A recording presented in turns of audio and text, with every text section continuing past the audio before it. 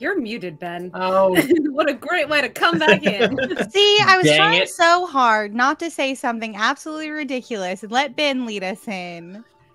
And then I was muted. Just dag nabbit.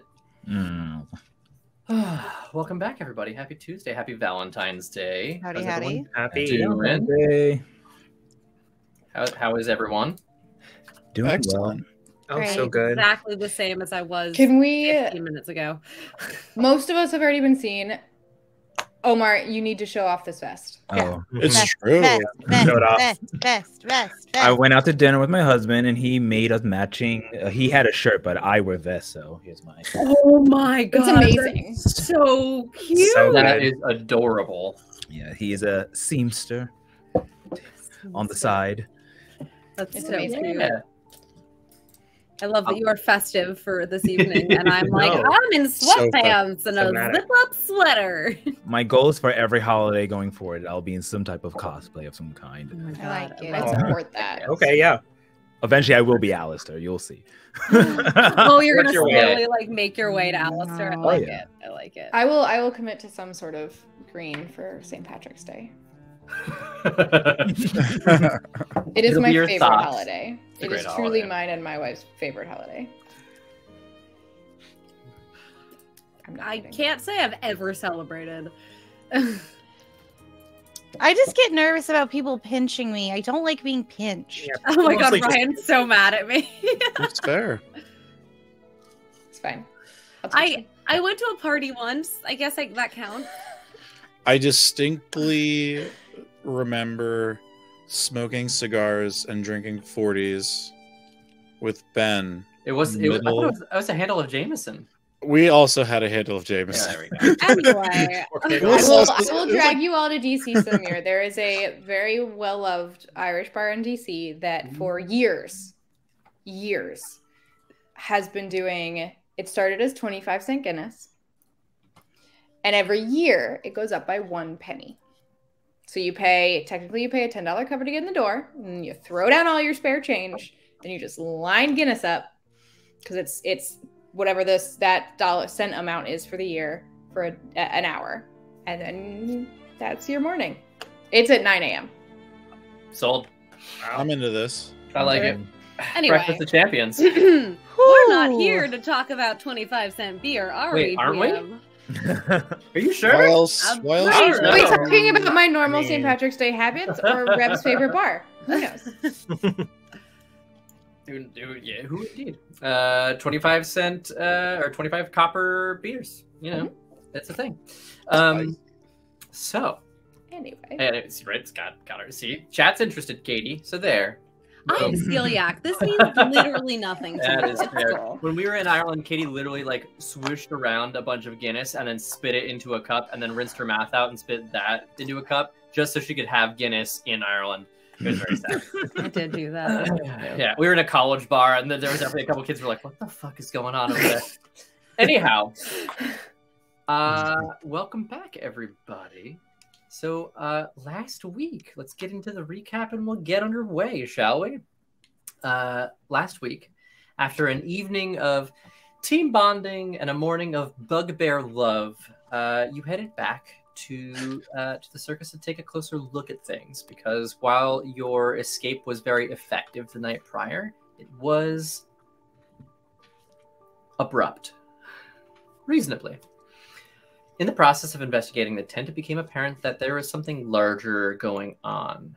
Not a single one of you, not a single member of the group, managed to go without a flashback or recognition of something in the room. And we're relatively confident that none of those things should be found there. It's a good thing that we got some wholesome family time, because it's probably going to be a while. And boy, is that true. So last we left off, you guys, well, really just Patchwork, looked out through the back door of the tent. And what you saw was a very large, what you would know to be Reclaimer Modron, or Reclaimer really is all they're called, coming directly in your direction. Directly in our direction. Directly in your Directly. direction. Directly in the direction of us. This direction is direction directly to Radical. you. Actually, Patchwork, I would love if you could make an insight check for me. Oh boy. That's gonna be a natural 20. Ooh, baby. Do I add anything for that? Because it I'd would be say- +2 to my insight. It's fine. This is more sort of, this is about you sort of like delving back into your knowledge of sort of like Modrons and Reclaimers, and sort of more specifically like the standard operating procedures. You know that Reclaimers don't operate solo. They're always with a team of like multiples. There's generally like the large like Reclaimer that is then assisted by like some smaller Modrons. But you know, like a pentadrone, like probably a pentadrone, maybe a couple some quadrones. Cool. Yeah, it's sort of like they operate in like Reclaimer units, but there's sort of like the main Reclaimer and then all the little guys that sort of help out. So you know that there's probably 4 or 5 others that are maybe not visible at this moment, but that are without a doubt in the vicinity. Yeah. Cool. Fun. Great stuff there. Patchwork is going to mosey over to Mistress Azad, and just start like, Mistress, we have to go. Mistress, we have to leave. Patchwork, we can't go yet. Mistress, we have to leave. Why? They're coming. Who's coming? Patchwork.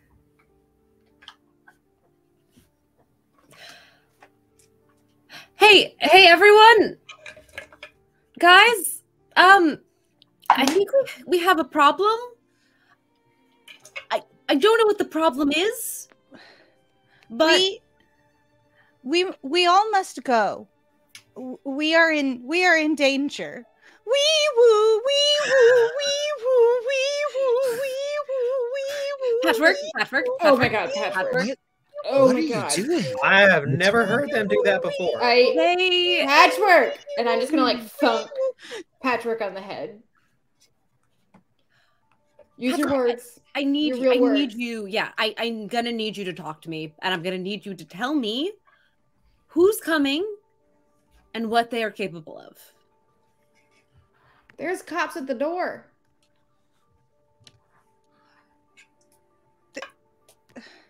They would send us elsewhere, Mistress. Who's they? This is not helping. All right. Since we're not getting Patrick, scale of 1 to 10 danger levels. Can you give me a number? Maximum. Absolute maximum. Okay. Patchwork, we're in somebody's tent that got murdered last night that we had a hand in. Who is they? Those who would take us away. All of us? No. Or is this the folks that were here last night? No. This is something totally new. Affirmative. They're coming for you. Okay. Oh, crap. Different level of concern. Okay. Y'all, we got a new thing. All right, maybe we can't take anything. All right. Patchwork, where are they? The leader is walking this way. What direction, Patchwork? I need you to point towards. Should we go through the back? Patchwork, will you point them out? Will you show them to me out the door? You could all make perception Yeah. checks as this Yeah. Yeah. I don't like the way that Ben said that. 17. You know, 17. I was gonna say that I don't even have Rev's sheet pulled up, and it doesn't matter. That was a natural one. Okay. Rev sees shit. 16. 16. Okay. Got a 16, a 17. Bill, what did you get? 10. 10? Okay. So 16 and 17. I think Azad, in this moment, you're like kind of looking around trying to like keep things organized. What is it that I can do? 12. A 12? Yeah. Cool. Bill, I think you are still very much kind of like caught up in the fact that you just saw all of your family's faces in jars, which is Faces in jars. 14 faces in jars. Too much. Yeah, they're like Okay, sort of like passing in and out of view, or you think that they're passing in and out of view. Sort of unclear. Rev, I think you're still kind of stunned with this moment of seeing a face that you remember, Out of fucking nowhere. but also don't remember because there's not a name attached to this person. Like what is this? 16 and 17, Alistar and Korna, you guys take a quick look out the back door of this tent, and there is like a 12-foot construct that is just trudging towards you at a surprisingly quick pace. You guys don't have a lot of time. We need to go through the front. I'm gonna kind of grab Patchwork by the arm and start walking towards the front of the tent. Cool. We need to run. Rev is gonna pull out her sending stone and do a 360 video, just real quick, and just slow pan of the entire room for anything they haven't looked at yet. All right. Cool. We're gonna roll initiative here to see if you guys can get out of here fast enough. Yeah.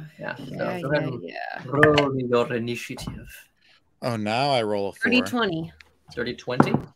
13. 14. Fucking hell. 11. A 5. This is what I get for playing with you all on Valentine's Day. The wedding dice are rolling ones and twos. Oh no! Yeah. I'm gonna put those away for tonight. They'll come back next week. Adrian's cursed you. Alistar and Corey, could you please give me your initiatives again? 14 for Alistar. Okay. That's a 7 for Corey. Okay. Little legs. Little tiny little legs. Tiny little legs. So Azad, you are dragging I guess somewhat maybe paralyzed, not in like these sort of Sure, sense of, like true paralysis, but like in fear, which we'll touch on that in a little bit, Patchwork. You are dragging Patchwork with you, and you can feel. Let's say there's a number of things that you can feel, Katie, or Azad. You can at this distance, all of you can feel the rhythmic like pounding of this construct's legs and feet as it hits the ground as it's moving towards you. It is heavy enough that the impact can be felt from a ways away. Okay. But also, you feel weird vibrations in the ground that are more consistent and feel closer. Do they feel like they're coming from the other side? Like, does it feel like it's sort of like closing in on all sides? It feels make just a survival check. Yep. How's a 12? 12. It could be from all on one side, all around you. It's hard to say. It's like you feel the ground vibrating in between these like larger impacts, and you can hear the guards outside. Just like muttering, like, you feel that? Yeah. What's going on? Shit. What would you like to do? Well, shit. I think I'm gonna say, does anyone have anything that we can disguise Patchwork with? Because I'm looking through my spell list and I super fucking don't. And then, oh crap. I don't get a feeling of like a way that I could go that would feel. You in this moment, you I think are nervous enough that you're not 100% sure. Great. You could try to make a break for it. I actually was thinking, is there anything mechanical in this room that I could like put Patchwork behind? Like sort of like somewhere I could conceal Patchwork for the time being? Ooh boy. The only thing that you could maybe use to conceal Patchwork would be like the drape that was over those shelves. You could maybe try to like hurriedly make it look like Patchwork isn't there. Okay. I'm gonna grab the drape. I'm going to throw it over top of Patchwork, put Patchwork next to wherever like the most cluttered place in the room is. Sure. And then I'm also going to kind of reach under the drape and put my hand on Patchwork's shoulder and go, You're gonna be okay. And I'm gonna cast Sanctuary. Okay. Very cool. And I guess that's my turn. All right. Because I don't see anything else I can do anything to. So, Okay. and I'm just kind of gonna look wildly around at everyone because I have no idea what's happening or how we are supposed to get out of this. All right. On initiative 17, you all hear in various points outside of the tent, it sounds like sort of like this burrowing sound. And the entirety of their turns... This is amazing. The entirety of some number of these things turns is spent essentially taking a dash action to burrow and come up out of the ground. And you hear cries of surprise from the guards outside the tent. Next up, Alistar. Alistar looks back at everyone. Thou shalt find some place to hide or run. And I want to run out towards where this thing may have popped out, where I heard these guards are, and take a look and see what I see. Sure. No perception checks necessary. You run outside and you see these smaller constructs that are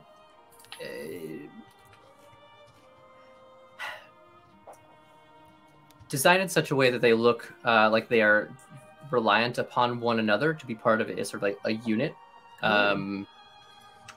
Not necessarily as in like destroy one, they all fall apart, but you get the sense that like they are purpose built as a team.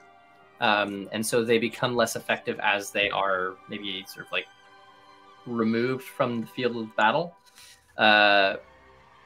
But you can see two on this side and the guards sort of turning and looking concerned and drawing weapons. What would you like to do? I would like to intercede in between these constructs and kind of get right in the center of them or next to them. And state thy business. Why do you interrupt the reverie of such kind citizens of this fantastical place? Thou should leave before you disturb the authorities any further. And try to kind of get them to state what they are and who they are. And I'm saying this loud enough where everyone else can hear me as I'm trying to my purpose is to distract these. Sure. You hear it's just like a tinny voice coming out of the closest one. Cease and desist. Not the primary target. Cease and desist. Not the primary target. Who is thou primary? What is thy primary target? As Cease I try and desist. Cease and desist. They're not fucking talking to you. I will say you have a high enough passive insight, Alistar, that just you get the sense that like this is like a pre-programmed thing. These are not capable of like actual speech. They can understand, but they can't really respond with much more than they've already got. Okay. So they've got a couple phrases, and that's really all they have to work with. And I only see the ones that are here. I don't see, and if I have to use an action to perceive more, I can. I don't see any others around the so just popping out and kind of heading around to the one side. You see just the two of them here. I'll say if you were going off the back side of the tent, you'd be able to see like the really big one coming towards you. Okay, so so there's a. How close is the big one? Because I'm more fearful for that one since that's that sound. I kind of want to get to make sure that it has to pass me if it's going to continue to head towards Patchwork. Sure, it's about 65 feet away at this point and closing rapidly. Okay, so I'll stand my ground there, but be out in an open way. So if that one, it has to come towards me if it's going to continue, and I will just take the dodge action and just say, "Thou must tell me more if you wish to go further. If not, you will remain here." Cease and desist. But I want to attack her, and I'll Okay. end my turn with that with Okay. the dodge action. And I will say, you notice the guards don't appear to be attacking these little ones, nor do the little ones appear to be hostile to the guards. They also don't appear to be hostile to you necessarily. I don't like it. What I will say is that as you sort of plant yourself in the back, you do notice that a couple of guards sort of like move in front of you and between the larger one as it's approaching. But Billion, it is your turn. Okay, so I'm gonna turn to Neener and say, "Stay with Patchwork. I'll be right back." Run outside and meet Alistar, and sort of take a look around. You said so. There's 2 little ones and then a big one coming. From the side that you guys are on, if you so having heard things, you know that if you were to kind of go around to the right hand side, you'd see probably at least one more. You're not 100% sure. Can I do before I run out a survival check just to see if I can pinpoint where they all are? Absolutely. It's 17. 17, easy enough. You know that there would be like 2 more on the other side. And they're the little ones. Yes. Okay. Yes. Okay, so I'm gonna come out and be like, Alistar, what's happening? What's going on? Oh, you're muted. Alistar's too stunned to speak. That I was. Sorry about that. These strange constructs wish to pass, but they do not state where they are from. Are they for Patchwork? Are they... I've never heard of such patchwork. Wink, wink. Oh shit, Bill! Come on! What is a work of patch? Wink, wink. I meant a scrap metal. Are they here to collect the scrap metal that we left lying around the camp? Man, y'all are lucky. These little guys are rolling an insight check sort of collectively as a group. I got a natural 2. They're fucking thank God. buy on the scrap metal shit. Yeah, scrap metal. That is what I said. And then, but I'm still standing there, making sure I block them. Good. Well, let's just stand here then, since there's no issue going on right now. Just gonna stand here. We yell loud. Just like you know, kids where there's like a disaster behind them and they're like trying to stand in between their parents, like, no, I didn't do anything. I didn't draw on the wall. That was there. Yeah.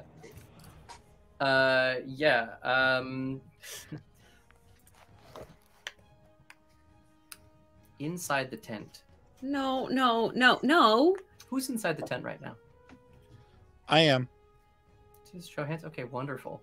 Patchwork definitely not anywhere near the tent. What? That's crazy. What's a patchwork? What is a patchwork?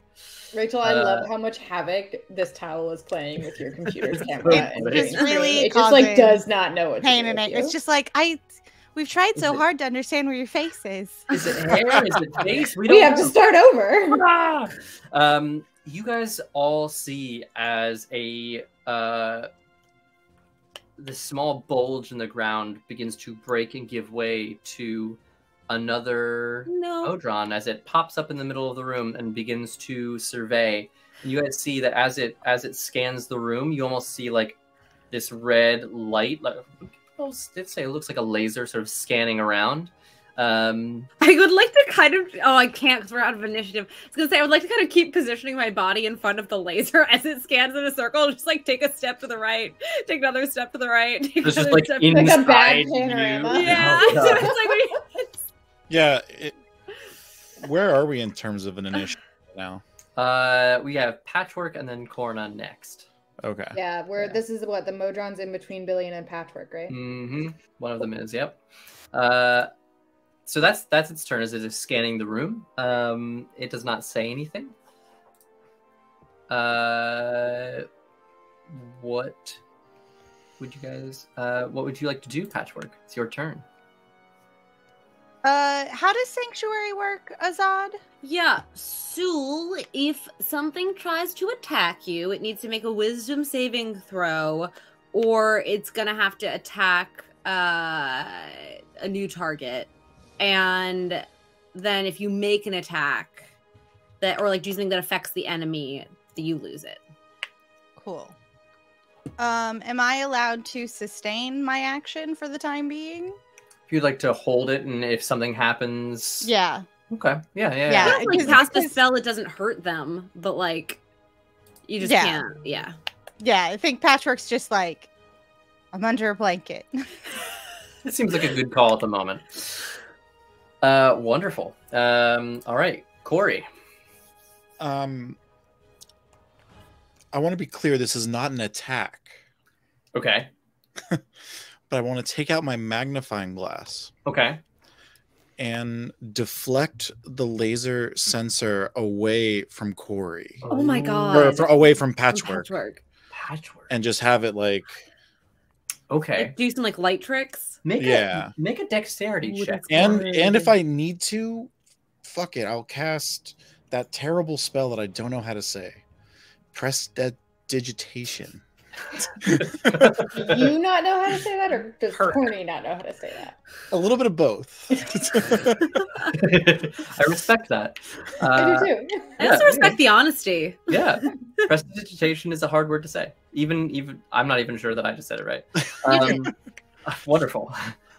So Corey, if you could go ahead and make, we're going to make an opposed acrobatics or sleight of hand. Up to you. Let's see here. So acrobatics. Okay. Oh man. You got to beat a 10. You didn't. I do rolled that. it. A 9. I rolled a 7. Oof. You try really hard and you almost get there in time. Damn it. And the laser, you watch it scans over where Patchwork is, just a hair before you're able to get there in time. Fuck. It's a great try, though.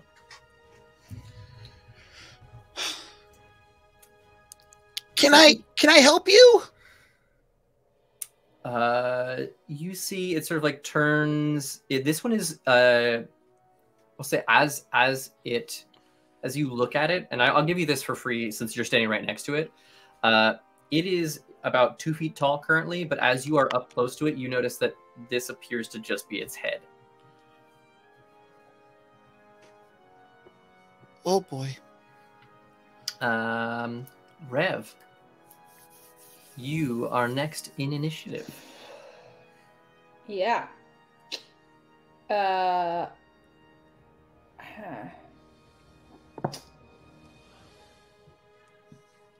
I think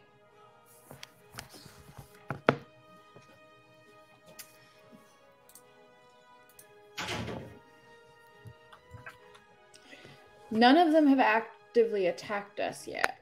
That's correct. I think I want to shift over so that I am within about 5 feet of Patchwork. Okay. But not necessarily drawing attention to where Patchwork is. I'm just kind of moseying across the room. Mm-hmm. If I wasn't already next to Patchwork. And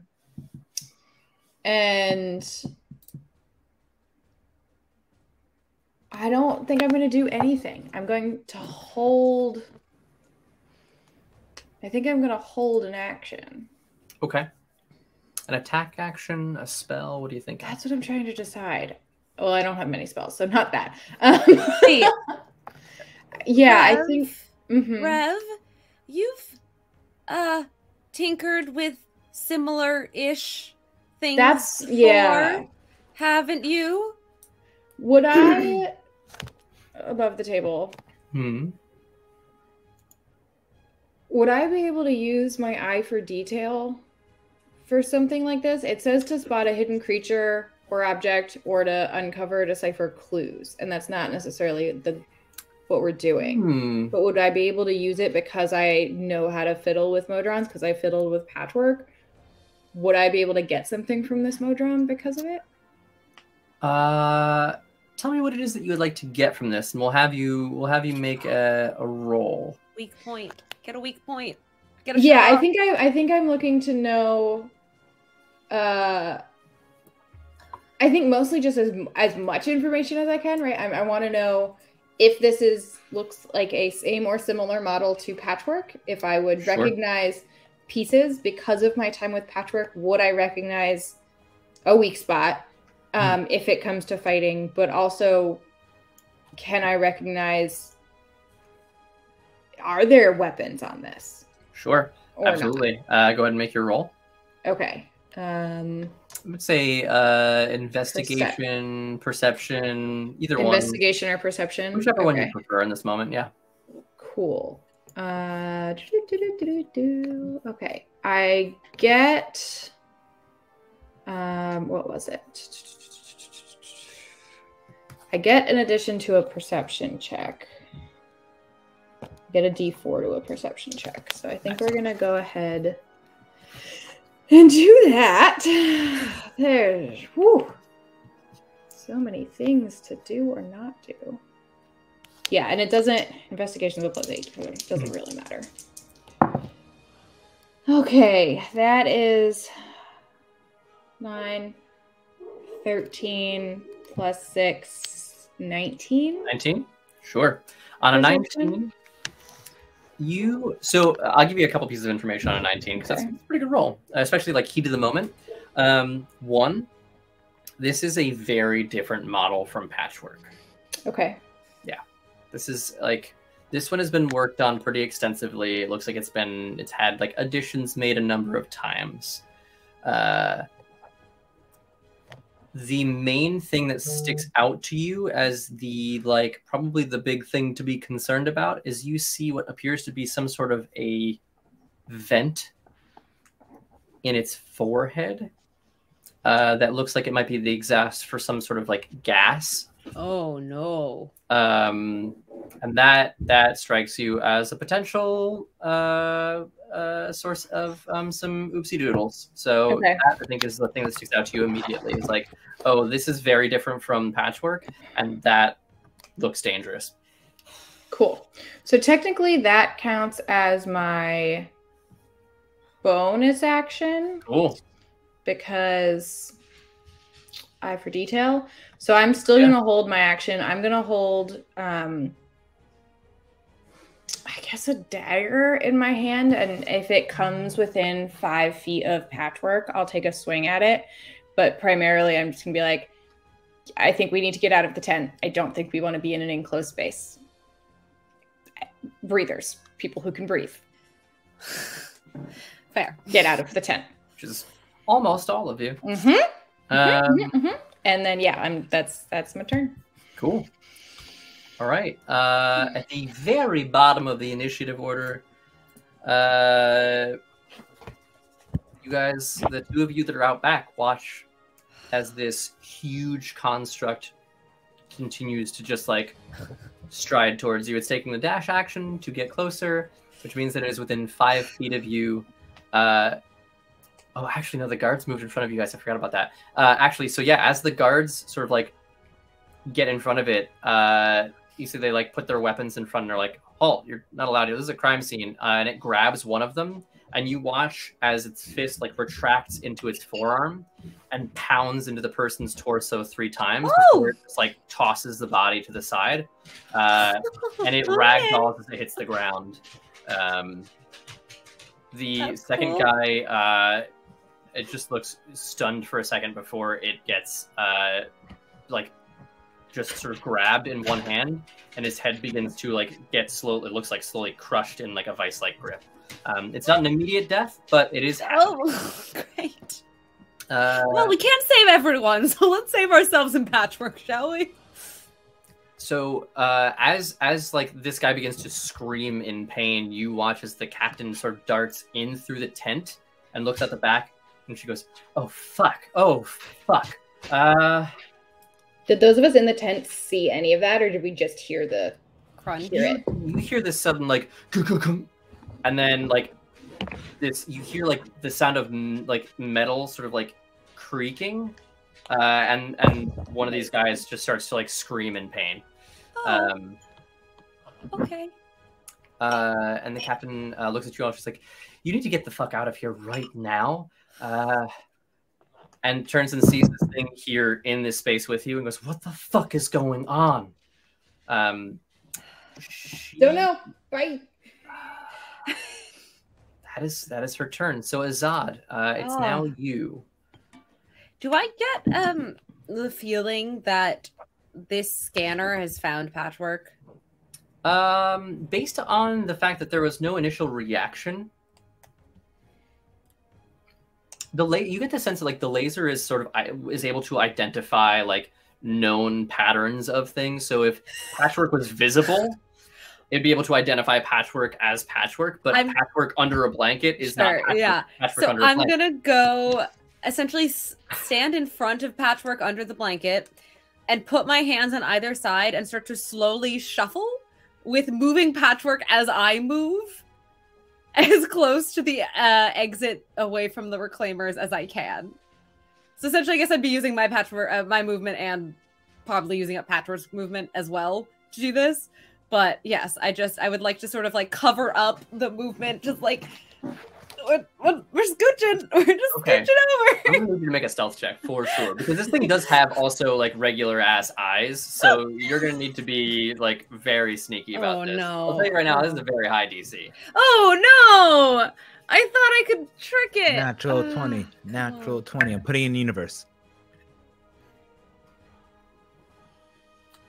It was not a natural 20. It was an 8. It's an 8? Yeah.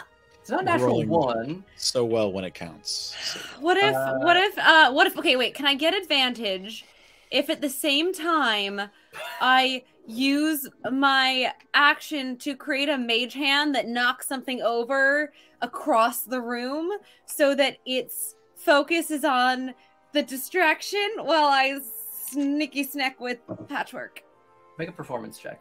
Oh my god. I'm not good at those either, Ben! Low enough DC. You're trying to get attention. Somebody got inspiration to say Oh my god, well for Azad. Azad has inspiration. No. The answer is no. The answer is no. It's a natural 1 and a 4. So yeah, no.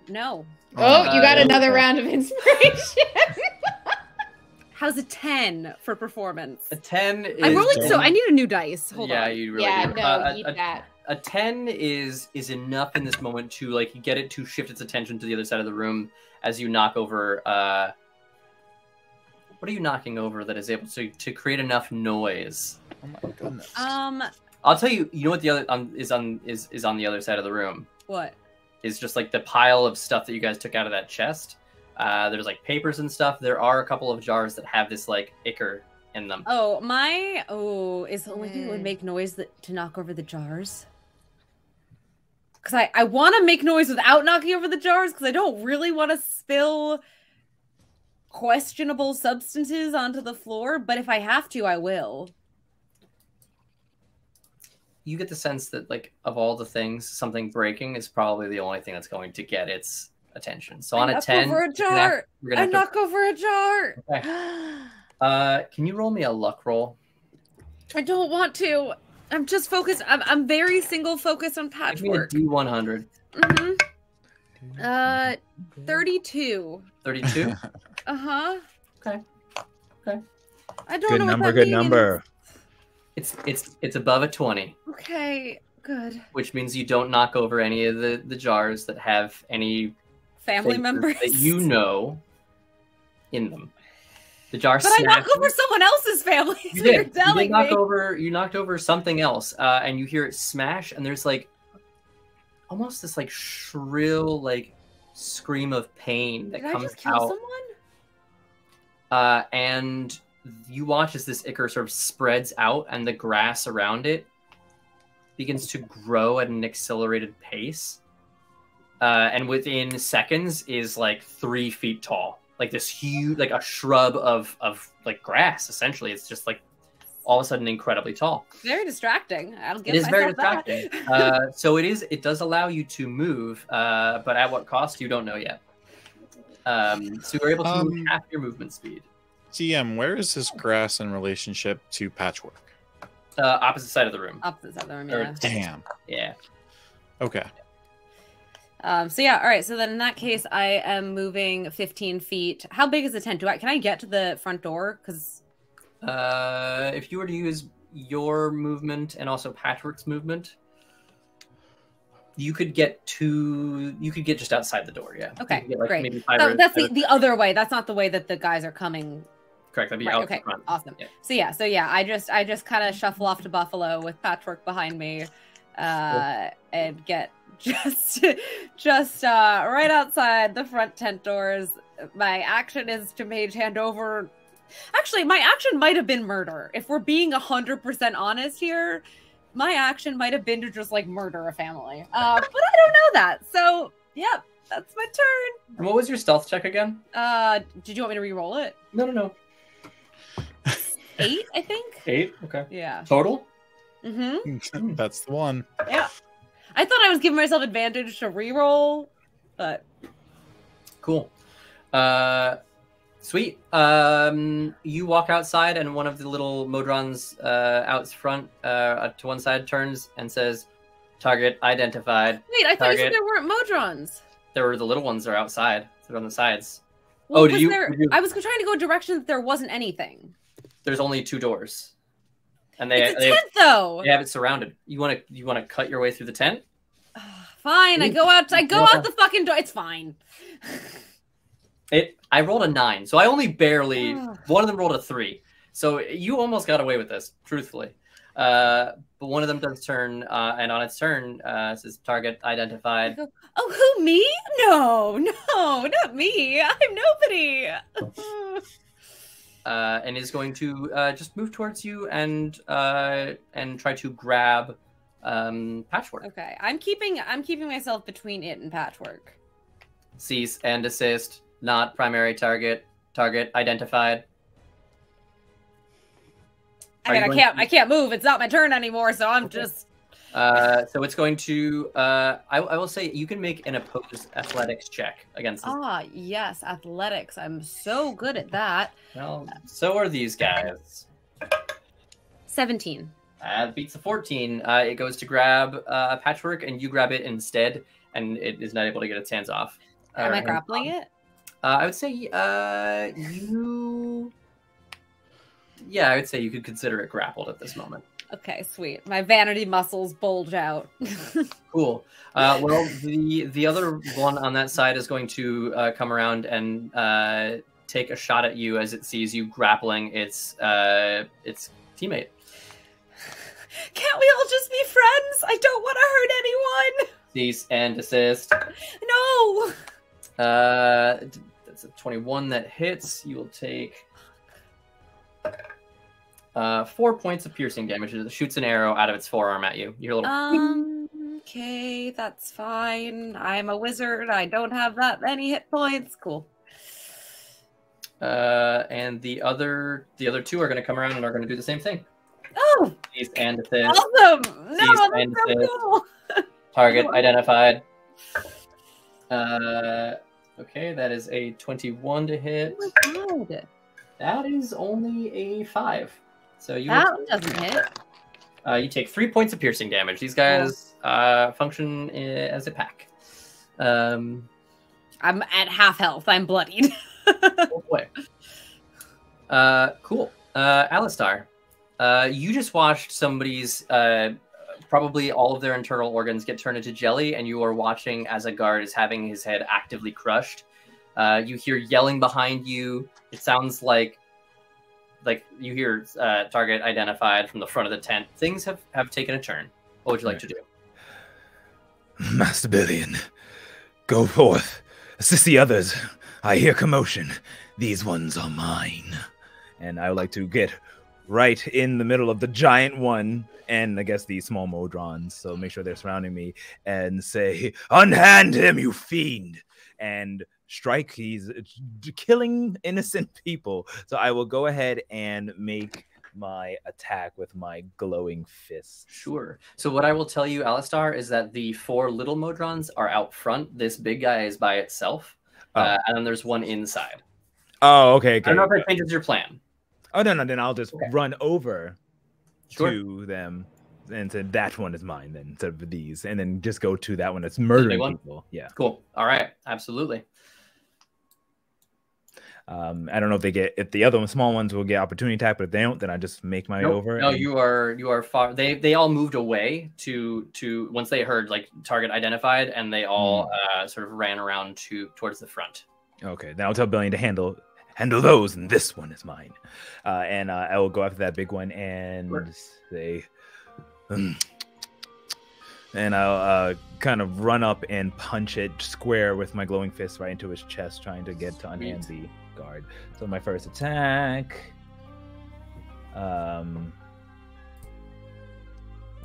is okay. So that is going to be 16 plus 6, so 22.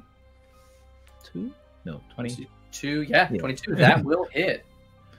Okay, and that is going to be 1d4 plus 4. All right. And Alistar, are your fists magical? No. No. Glowing with ki, because I will then apply ki afterward, but they're not magical yet. Okay.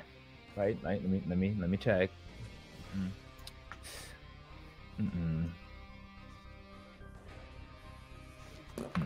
No, they are not magical yet. Okay. Okay, and that is going to be 4 points of damage. 4 points of damage. Cool. You punch this thing, and as your fist makes contact with it, you feel the reverberation of the impact all the way up your arm. I need to make an insight check. Okay. Okay, 15. 15? You didn't do anything to this. It didn't take any damage at all, and that was a solid punch. In this moment, you know beyond a shadow of a doubt that you've done nothing to this thing. Huh. Thou art a strong one, aren't thou? Instead, I will...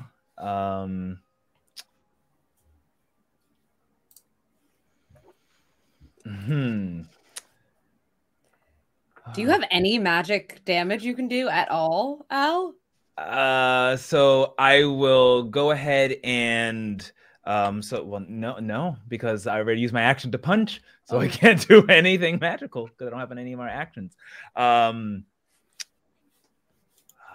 nothing else I can do. Everything else is a physical attack. So I guess stopping there and put it this way. So it's when I hit a creature. Okay, so I will punch and feeling that I made contact but did not do any damage. We'll then go ahead and said, let's see if we can find thy pressure points. And kind of go ahead and look for like a squeaky spot or something that I can release necrotic energy into with my 5-finger death kind of harm strike. Ooh, okay. Necrotic damage. Heck yeah. Okay. Okay, that's going to be... That is plus 3, so it's going to be 6 points of damage. 6 points of damage? Okay.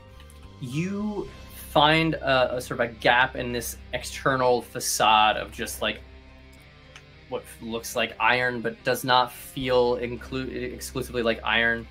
And you find a gap, and that you feel that necrotic energy take hold properly, and you watch as like there's a little bit of corrosion there on one side, just in, like that spot where you release the energy.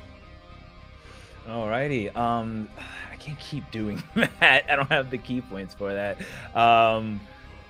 Then I will end my attack right then and there with that, and I will just go into another key point to go into a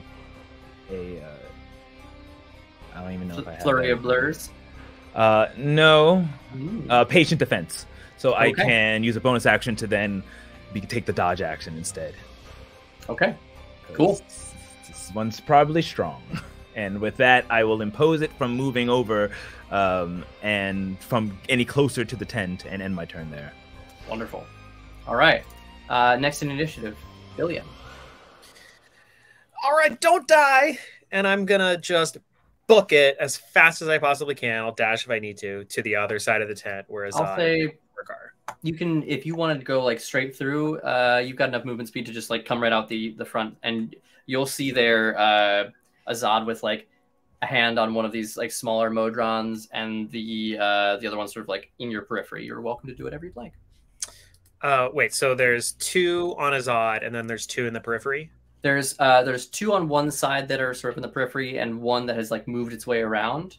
But they have all fired ranged attacks at Azad, and then there's one that Azad has her hand on. That's sort of like there with her. and Patchwork. Sort of like the three of them are sort of like in a jumble there, like right outside the door. Oh, okay. Well, also as I ran through the tent, I yelled at Nina, like, "Come on, let's go! Yeah, don't forget Neener. Let's go!" Okay. So there's 2 and 1 on the peripheries, right? Yes. I'm gonna tell like, you take that one. So Nina goes to the single one. Okay. And then I'm gonna take aim at the one of the other 2 on the opposite side. Sure. And cast ensnaring strike. Ooh. Okay. So go ahead and do that. So let's see here. This means that you have to succeed on a strength of 13. Alrighty. Not their forte. The first one fails. Okay. The second one also fails. Dang. Well, I only cast it on the 1. Oh, only on the 1. Okay. Okay. Yeah. Oh, actually, first I have to make sure okay, nat 20. Sorry, I have to make sure I hit, but I nat 20 to hit. So Yes. So what that means is first it's gonna take 18 damage. Ooh, baby! This Damn. goes from healthy to unhealthy very quickly. Right through the center of it with that, and Barely then hanging on. Is that the one that I was grappling or the other one? No, it's a different no, one. it's one of the ones that was coming up. Wait, yeah, you get those. I got this one. Yeah, With like an arrow sticking out of my arm. Just like, I'm doing great. You are doing great. So then also, if he's restrained, then he'll take 1d6 piercing damage at the start of its next turn, and it can't move Okay. Yeah. until Amazing. it makes the saving check. Cool.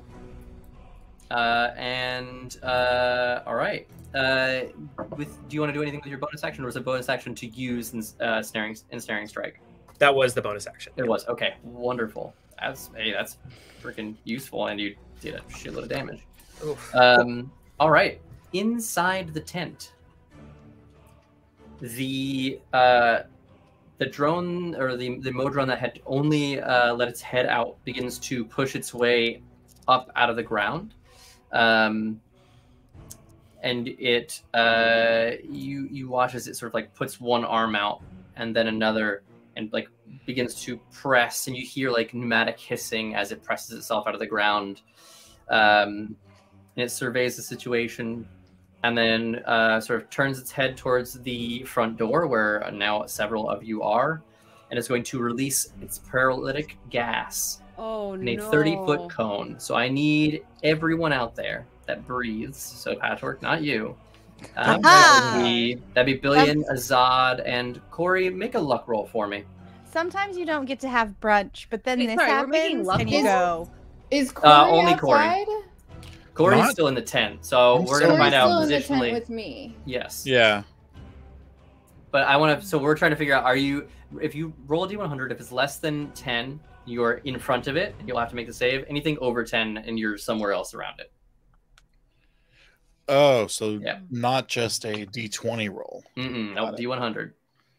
Understood. This is just the 3 of them, right? Rev's not making this. Correct. Okay, that's what I What thought you saving said. I was throw just are we also. making? You're making a Constitution saving throw. Oh yeah, it's so good at- DC 11. I got a 94. Okay, you are behind it. You do not need to make the saving throw. So Azad and Billion, you will both have to. Is there any more of that inspiration in there anywhere? Yikes. And Bill, you're muted. That was a 10 for me. 10. It's a 7 for me. 7. Okay. With that, the two of you, you like hear this like hissing sound, and sort of like turn, and you feel your muscles seize up. You feel. Oh, I got an inspo. I got an inspo. Oh. Yeah, I'm good. Wow. My fuzzy ears aren't doing anything. You guys. Dang. You're not begging for it like Katie is. Yeah, I will debase myself for inspiration. I don't even. I care. gotta turn that shit off. You're not supposed to be able to get all this inspiration. Yes, Let me go yes, to Yes, no. you are. We left inspiration in, but it costs way more than it used to. Does it? How much does it cost now? A grand. Oh, it's Yeah. always been 1,000. Oh, last No, it was Alistar. not. Wait, No, it Alistar gets used to be inversion, way but not lower. billion. He's not even. No, Azad Damn. and Alistar. I mean, Alistair's gonna need it. Oh my god! I guess Alright. you are that big guy. So, You heard it here I'll just- first. I'll just Chat choke and hates die. It's Bill. fine. Yep. so, Bill, You Yeah. do have a You- badger. turn and I guess hey, you know what I will give you as the DM because I am benevolent is that Neener can run back and throw himself over your mouth like a mask and give you the help action on this. So go ahead and roll with advantage. Really? Okay. But Let's then see how much Nina help that just-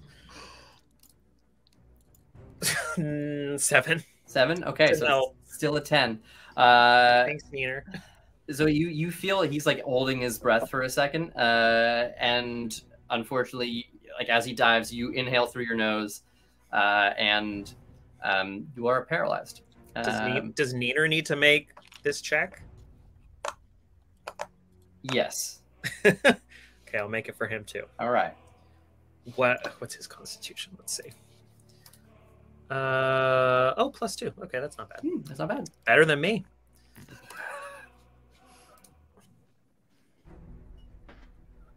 Ugh, 6. We are weak. 6. The two of you feel this well, it's not that little. This large badger sort of wraps himself around your face to protect you, and the two of you are suddenly paralyzed. Oh god. So at the end of your turn, you'll be able to make a Constitution saving throw. Both of you are just trying to beat an 11, but you are paralyzed for the next So close. minute. Unless I make the saving throw. Correct. Patchwork, it's your turn. Yes, so there are 2 Modrons. There Yeah. are 4 within view. One Cool. is currently being grabbed by Azad as it went to reach out to get you. Love 2 of them are currently unharried, and then one of them just took like a massive shot from Billion and is currently being like almost pulled underground by like roots and various like vines. it. The one that Billion cast a thing on. Yeah. Cool. So where in position are the other 3? The other 3, so Like- one of them is like right next to you Right because it next went to to me. grab you. And Yeah. the other 2 are about 15 feet away on opposite sides Love of it. the tent. Yes. Cool. So I'm gonna reach out to the one that's right in front of me and hit it with a shocking grasp. I'm gonna like grab it with my like Modron arm, And sanctuary drops. and sanctuary drops. Yeah, I get it. Hurting mistress. That's Listen, what we're gonna do. I get it. I just Um, used a spell slot. It's okay. Yeah. So a melee spell attack. That's just a d20, right? Yes, it is. Plus your spell attack modifier. I love it. Yeah. That's gonna be 16. 16. That do be the AC. That do be the AC. It do. So that means this little fucker.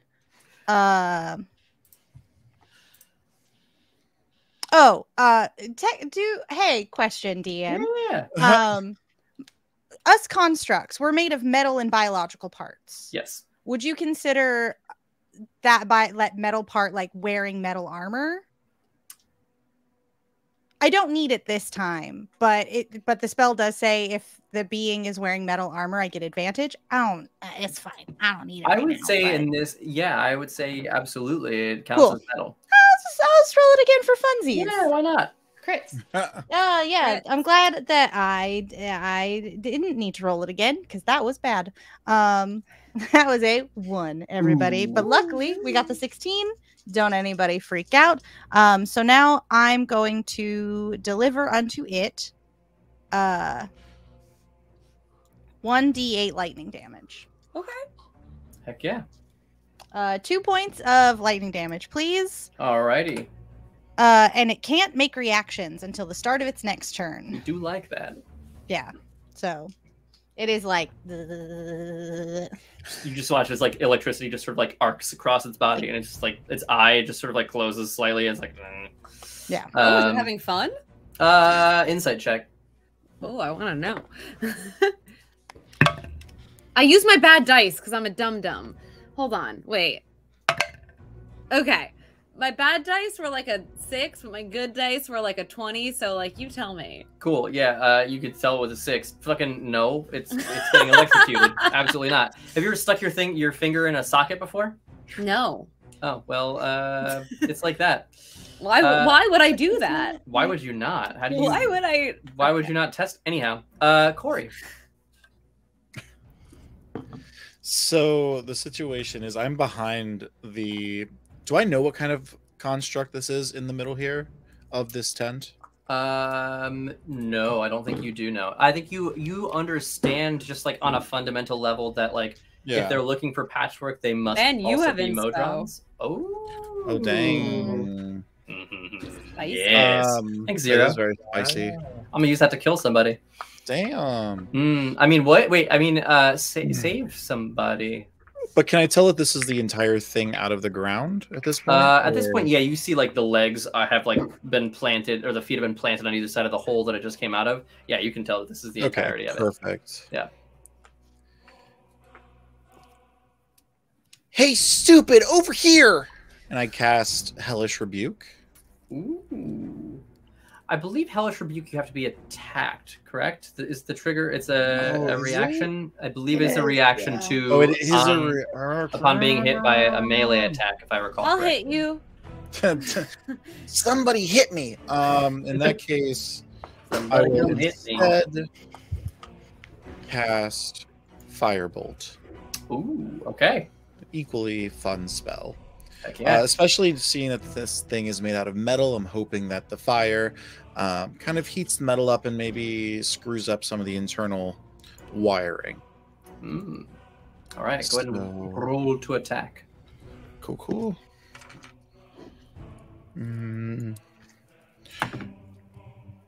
16?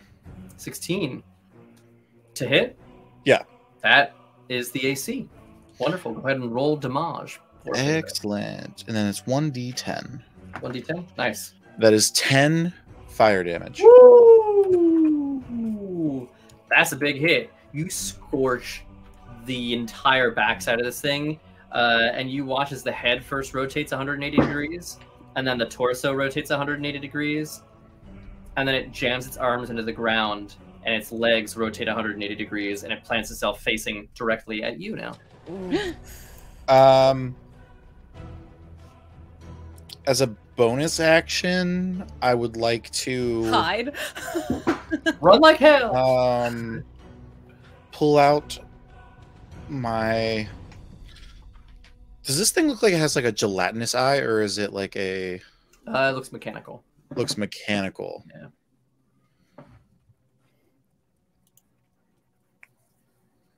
I get out my bottles of ink. And I can't use them this turn, but I will have them at the ready. Okay. Rev. So I have been sitting here staring at my character sheet. A great way to start a turn. Because for someone who builds things,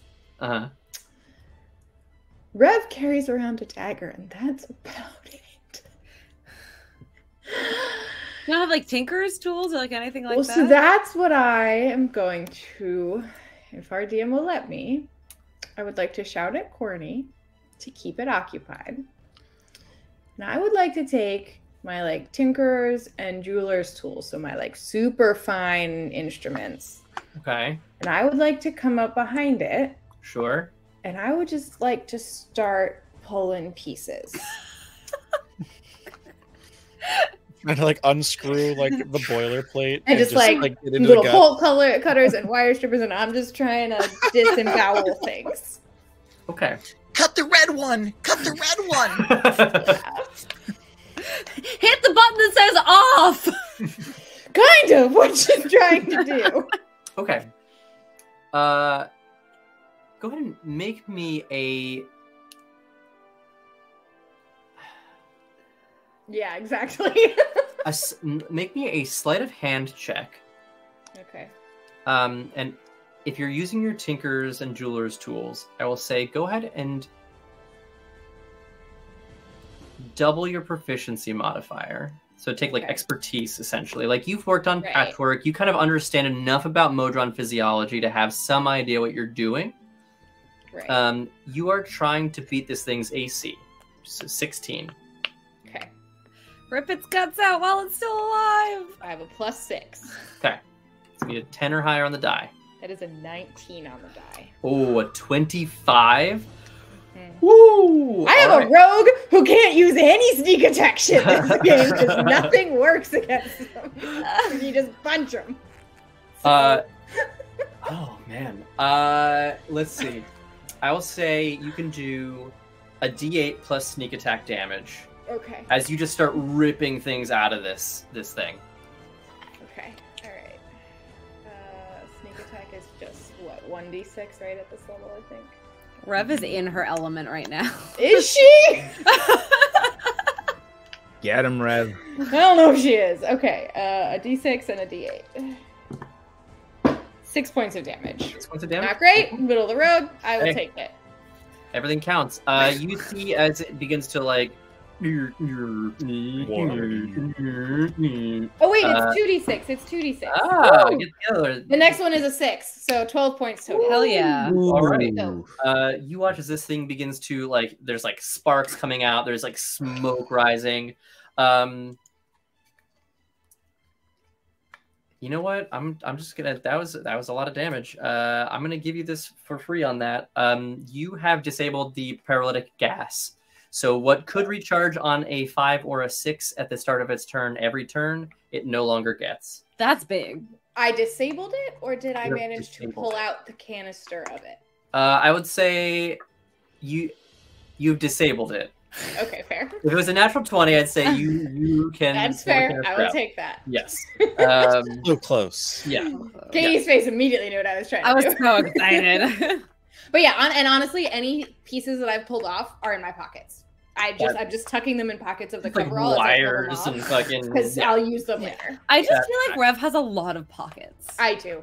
I really do. like- How does An Patrick feel unconscionable about amount this? of pockets. Like, Patrick can't see what's Patrick happening. can't see this. Patrick is outside. Yeah, Patrick's outside. Patrick has but also, no idea. I don't think being a part metal, part biological being, this guy would have a canister necessarily. I don't know. More What, like- whatever the more gas, like or the a- like vial, a- whatever the gas, Like a bile is. sack. Yeah, Ew. whatever is Oh. holding the gas. Also, the gas. to be fair, we have killed humanoids already, and we are all humanoids, so I don't think Patchwork's going to have an issue with us killing something that's trying to abduct them. oh, Well, it not wasn't. on purpose. I don't think it's we not killed like anyone on killing purpose. them. Listen, it's not It's abduct. the okay? organ It's harvesting aspect reclaim. that I'm more concerned with. Wait, That's actually, isn't Patrick the only person that's killed anyone on purpose by Yes. chopping them in half with that giant I mean, guy? Technically, the Hey, ogre that- did it, but Hey, But hey, none of you know that. That's true. You just know a half ogre went wild for That's no reason. fair. Honestly, fair point. Amazing. That is honestly that's a huge win for you guys with the Pentadrone. Whew. At the very bottom of the initiative order, we have the big ol' feller, Alistar. It turns and looks at you, says cease and desist, and finishes slowly crushing this guard's head. And you hear like he's screaming, Oh, I screaming, forgot about and then Totally suddenly gonna save the guard. Fuck. you hear like a crack and a pop. And some like brain matter sort of squirts out between like this thing's massive fingers, and it releases. We are going to see if it I'm gets not writing that down its word for word. jackhammer Oh my attack back this turn. It does not, which is fortunate. Just say it got squished. That's fine. Yeah. Yeah. Ooh, this is very Smoosh. intense. Yeah. So it does not get to make its like crazy attack, but it does get to make one melee hit, which it will take against you. All right, disadvantage because I am patiently defending myself. Wonderful. Oh my gosh. Just looking very calm and patient as you That is defend. very, very, very good for you. I rolled a 3 on the lower of the two rolls, which is a 13 to hit, and so it misses. But you, so you sort of like dodge to the side, and this thing's fist comes down and leaves like a crater in the ground where your feet and you were just moments before. Still holding, I think, probably what's left of this poor guard's like body, sort of like with just the force of it like being torn in half. It's like it's a mess. That brings us up to the captain. She is going to bark orders at a couple of the guards, who are going to make longsword attacks against the Modrons, the little Modrons out front with you guys. 18 to hit. That's double 18s. Wow. Okay. So one of them is going to run over to one of the ones that's on the side, and they're going to make. Let's see. 6. Okay, that's 5 points of damage. The other one is going to run over to. Actually, they're gonna run up to the same one. They're gonna both attack it. All right. They both do 5 points of damage. And it's her bonus action, and her action she will attack the pentadrone that's here. Is she a battle master fighter? She is a battle master fighter. It's like a little bit of extra flavor because she's commanding troops as opposed to just individual party members, and they don't do a lot, so she gets to command a couple of them at a time. And she is going to make 2 attacks against this thing. That's a natural 19. That's going to hit. And... I'm not used to being excited when Ben as the DM hits. This is a new feeling for me. And she is going to do 8, 10, 16 points. Oh, she actually. So Reb, as you're like pulling things out of this pentadrone, you sort of pull a piece back and you kind of like almost lose your balance. And as you do, a sword comes up from like underneath and out the back of its neck, basically like right where you just were a second ago, and then gets like removed. And you watch as the thing just like clank and sort of like falls to one side and is gone. So the pentadrone is destroyed.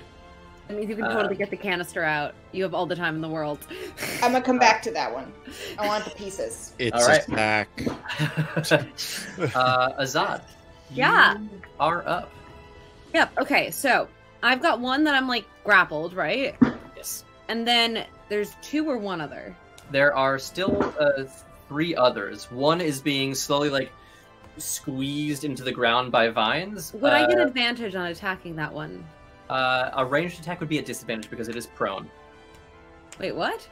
The one Advantage. I would get advantage. On the one that is being restrained, or the one that you are holding currently? The one that's restrained.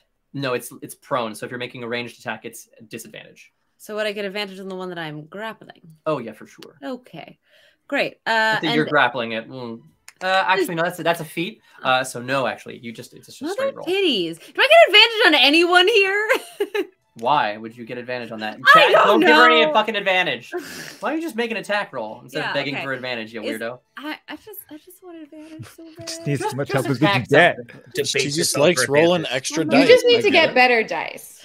I know. Also, my dice that always roll nat 20s are just fucking me this evening. Okay, so I feel you. are any of them a immediate threat to Patchwork? They are all immediate threats to Patchwork, but they're also all immediate threats to you. Right, okay. I'm gonna go for the one that I'm grappling because, it just makes sense. And I'm just gonna go, all right, stop what you're doing. It's bad and I don't like it. 19, 20, 25 to hit. That'll hit. Okay, so that was, let's see. So I think that while it's supposed to be a ranged attack, but I'm flavoring it because why not? I think that I have both of my hands on either side of the skull, and it sort of like electric sparks through, like electroshock therapy. I basically give this thing electroshock therapy. This is guiding bolt. And let's see. This is going to be where are my d6s? 1, 2, 3, 4. I'm missing one. I need a 5th d6. It's 5d6. It's a pretty good spell. There you go. Pretty cool spell. Do you want to roll the 5th d6 for me, Zeki? Sure. All right. Cool. Then I'll roll 4, and Zeki can roll the 5th. All right, ready? Ooh, okay. What was yours? A 3. 19 points of radiant damage. 19 points of radiant damage. Yes. Wow. You absolutely like scorch this thing. It is still up though.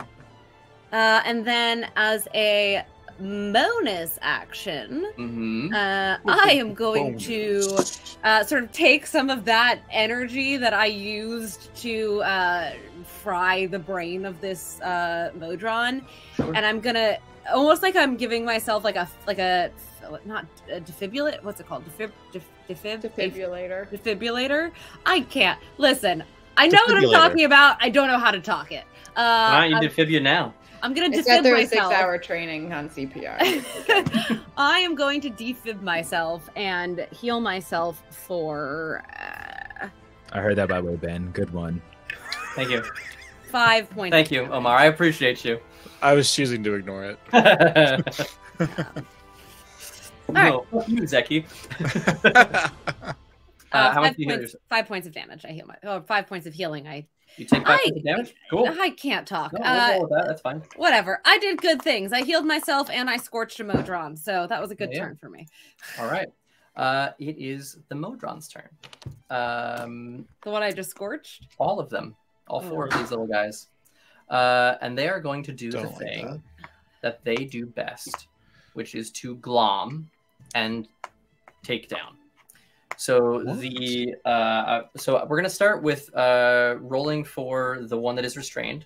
That one also should take 1d6 damage. Oh yeah. Oh, right at the start of its turn. Yeah, right at the start. Okay, let's see. If I roll a 4 or higher, it is destroyed. I rolled a 1.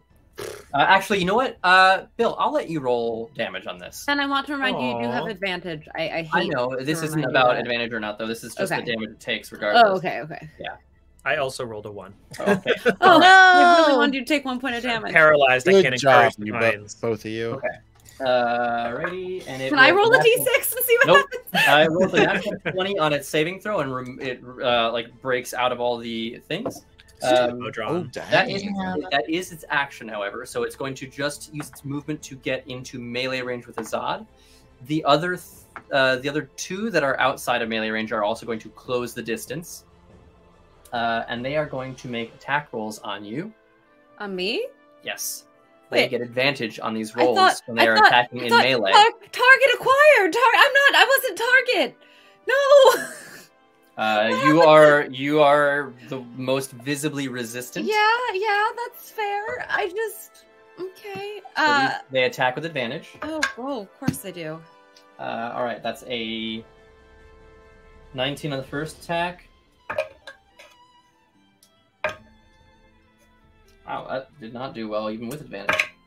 And I realized I didn't say when we left that I cast mage armor, which I should have fucking done, and I didn't. Mhm. And I'm not gonna retcon it because that's not who I am. But I'm mad at myself. Okay, you will take.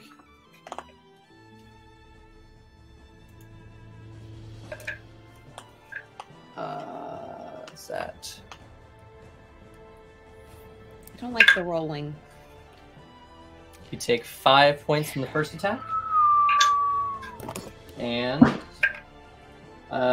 7 points from the second attack that lands. You do manage, however, to avoid one of them. The one that's grappling you actually goes to swing at you, and you manage to just like grab I its am other like hand. bleeding out, like genuinely bleeding out. Just like the white and like beige of my robe is just absolutely stained. Oh, I'm sorry. right They now. make 2 fist attacks. I apologize. I You need may to take- die. You need to take additional attacks here.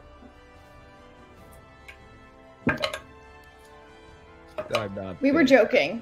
We were joking earlier, and That's a hit. Wait, what is it Attacks. though? What was the number? It was a 17 to hit. Shield. Ye- Shield. Okay. It doesn't hit.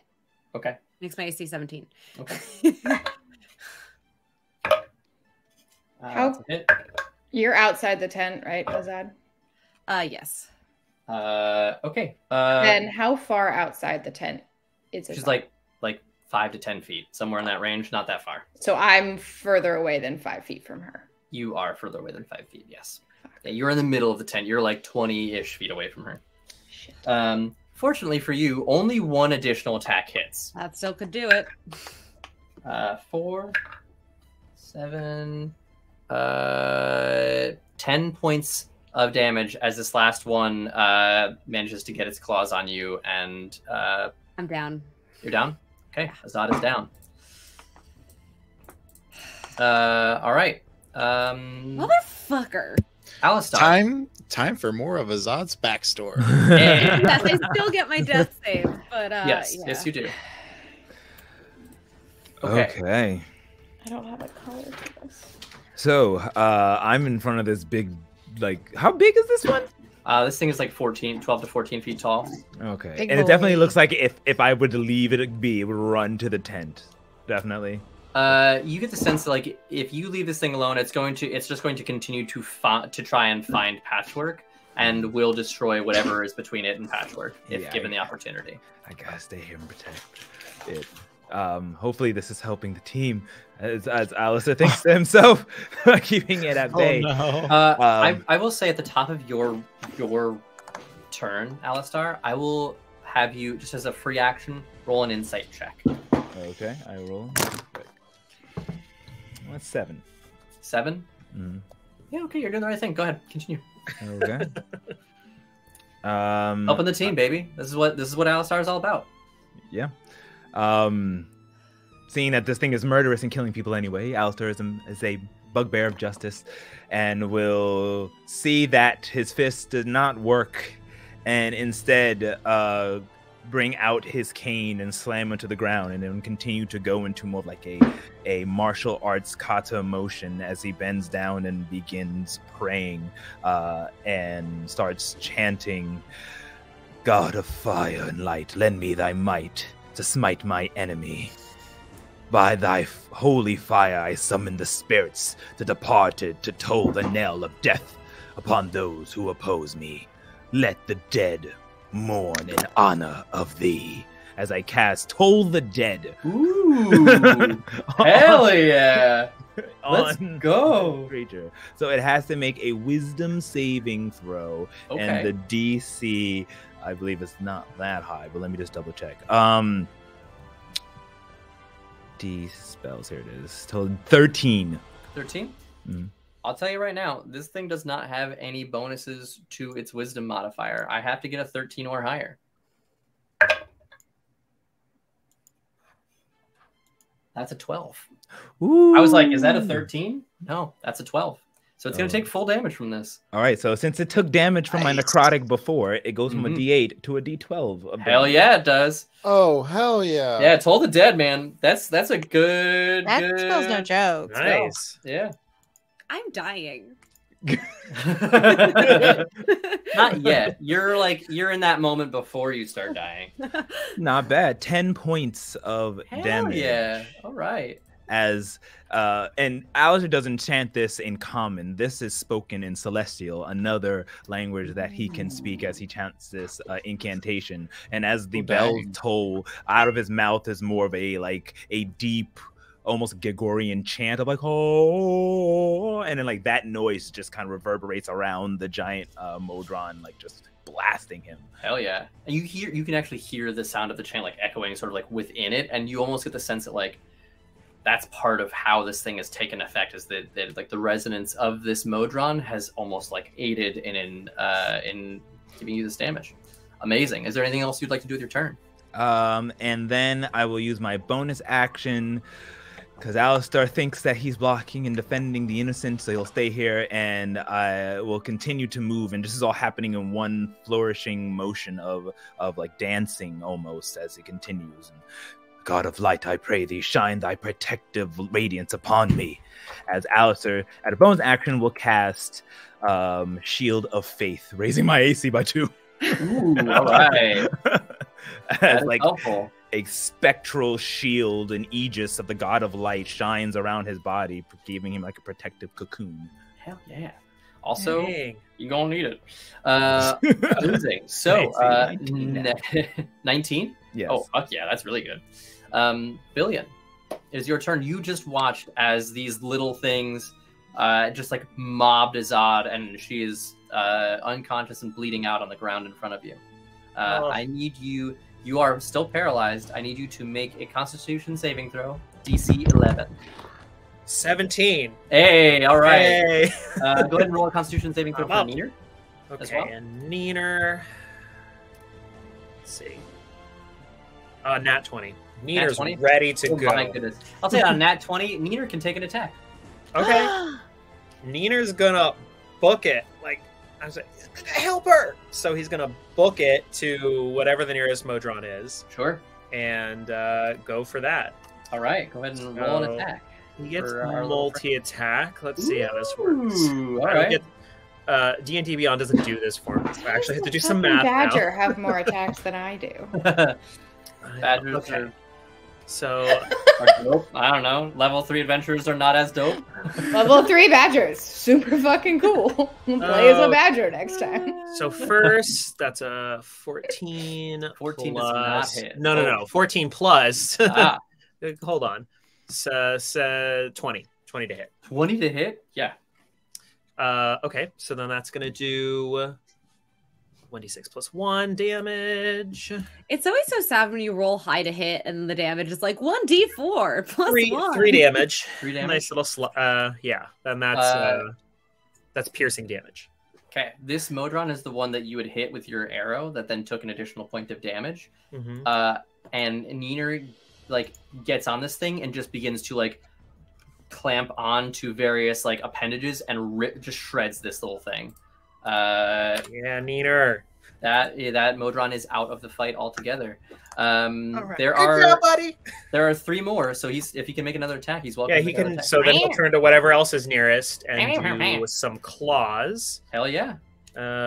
Which is gonna be 10 to hit.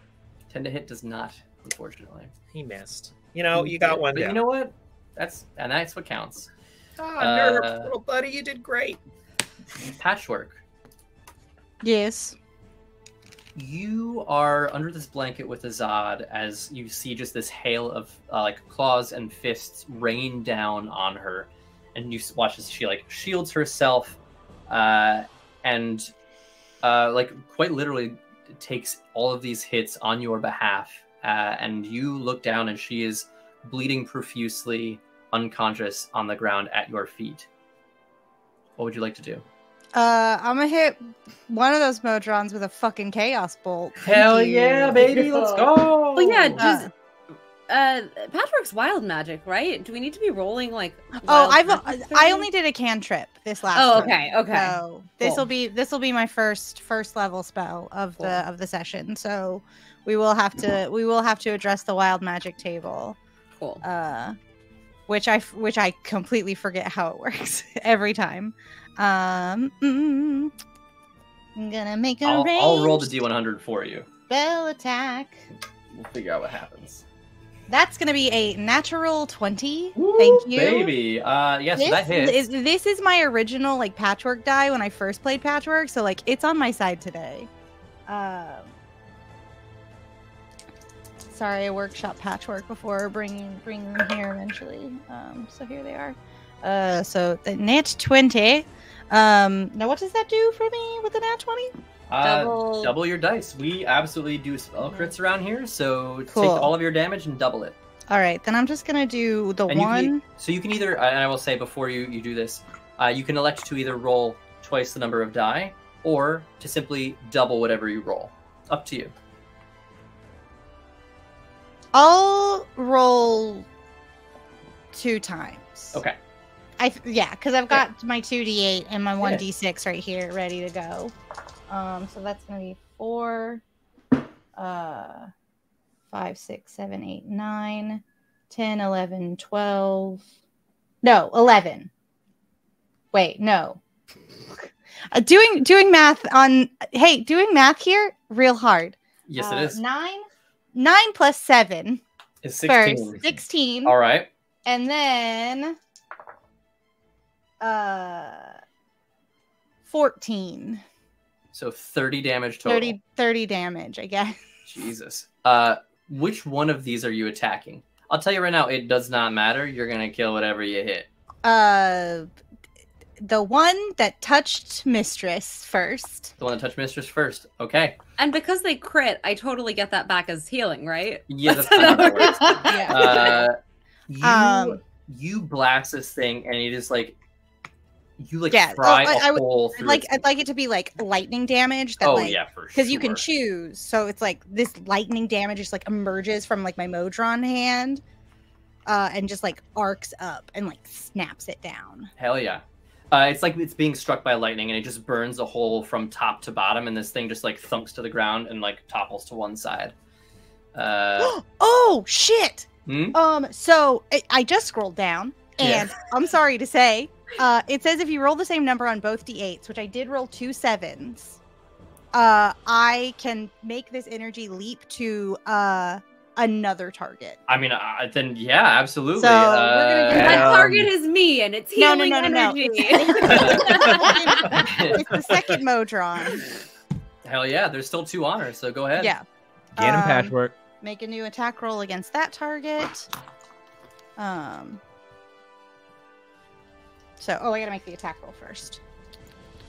That's gonna be another natural 20. I'm not lying. Oh, I mean, you're Ice on protecting fire. Mistress. If the Yeah. die don't know how to tell a story, then I don't play Dungeons and Dragons. Okay, so give me That's sexy right there. It's up. 11 Amazing. Mhm. and then 3. So 13 points. 13 points. To the second one. To the second one, yeah, 11 and 3, 14 points. But either way, enough that it completely. You watch as this lightning like arcs through one and then jets out the side, and the shrapnel and electric energy just like blows a hole through the side of the other one that was already injured, and it topples over. There is only one Modron left here in the vicinity. What did we resolve on the wild magic? Do I So need on to the roll? wild magic, Do I need to roll a d20 for that? I rolled a d100 for you. Okay. Cool. Oh yeah, wait, roll a d20. This is gonna be a 9. 9, you're fine. Nothing Cool. happens. Nothing happens. Yep. I would like to use my bonus action though to draw out my 2 daggers. Are 'Cause we, I have doing, two. are we doing the thing where every time Rachel rolls, the number gets higher? Yes. Okay, just checking. Mhm. Yes. Cool. And then because I have 2 weapon fighting as a bonus action, and Hell so yeah. I'm gonna take my 2 daggers and try and stab this third Modron like in the eyeball. I think that to do that, you have to take the attack action on as your action. Not Oh, spell never mind casting. then. Sorry, Yep. I just That's okay. You can Pa- stab me to Patchwork- life. You're just Patchwork- rabid for Modron blood.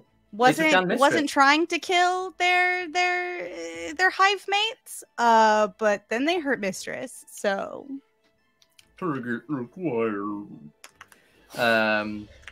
Amazing. Well, that's a hell of a turn. Corey, you have just watched as you like distracted this thing and watched it get eviscerated. You hear a lot of noise coming from out front. There's like smashing of like electricity and like metal rending metal, and you hear this like loud like crunch sound of like something very heavy hitting the ground. You feel the impact from like out back. What would you like to do? I know that Azad had gone out through the front, Correct. right? And Patchwork was with her. Mhm. So I would probably go that way, knowing that Patchwork is their target. Cool. And seeing that, I see the one remaining Modron. You do indeed. Hey, over here, you big meanie! And I cast Firebolt at it. Ooh, all right.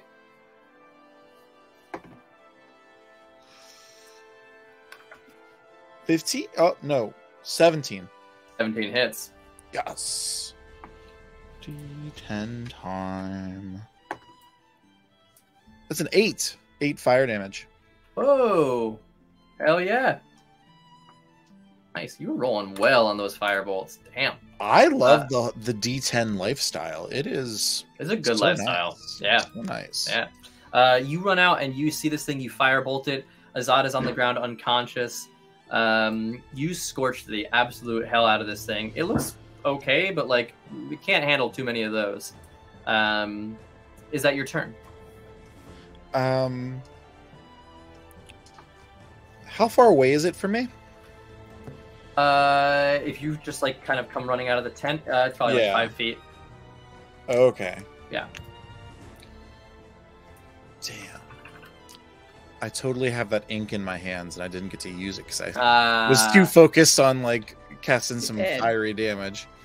But that's fine. I feel like that was the right move. So yeah, that'll be my turn. Cool. All right, Rev, you are standing there looking at this captain who's just like pulled her sword out of this thing. It's like, what the fuck is going on? I don't fucking. It's your turn. What would you like to do? Okay, I have been taking quite a bit of notes, but clarify for me who's still up, because I think I may have lost track in here. That is A-okay. So there's one little Modron still up out front. Okay. But they have been dealt with pretty handily. Right. And then there's still the big feller out back. The big one is still out back. Okay. And that's the one that Corny just hit with a fire. No, the firebolt is against one of the little ones out front. Yep. Is there anyone out back with the Reclaimer? The big one? Alistar is the only one out back with the Reclaimer. Okay. Yeah. So I'm going to look at the captain and be like, I don't fucking know, man. And run outside. I still got my tools in my hand. I'm going to run outside and once again shout, keep it busy. And I'm going to go to the back of its head again and try to do the same thing. Okay. Go ahead and make the same roll. I will tell you the DC is significantly higher on this one because it is much better armed.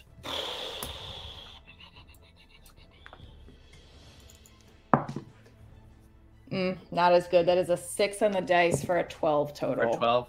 It is not. You like running around this thing trying to like look for some place on it where you can find like an inn, and it is this like towering like behemoth of metal that is very difficult to find a point of purchase on.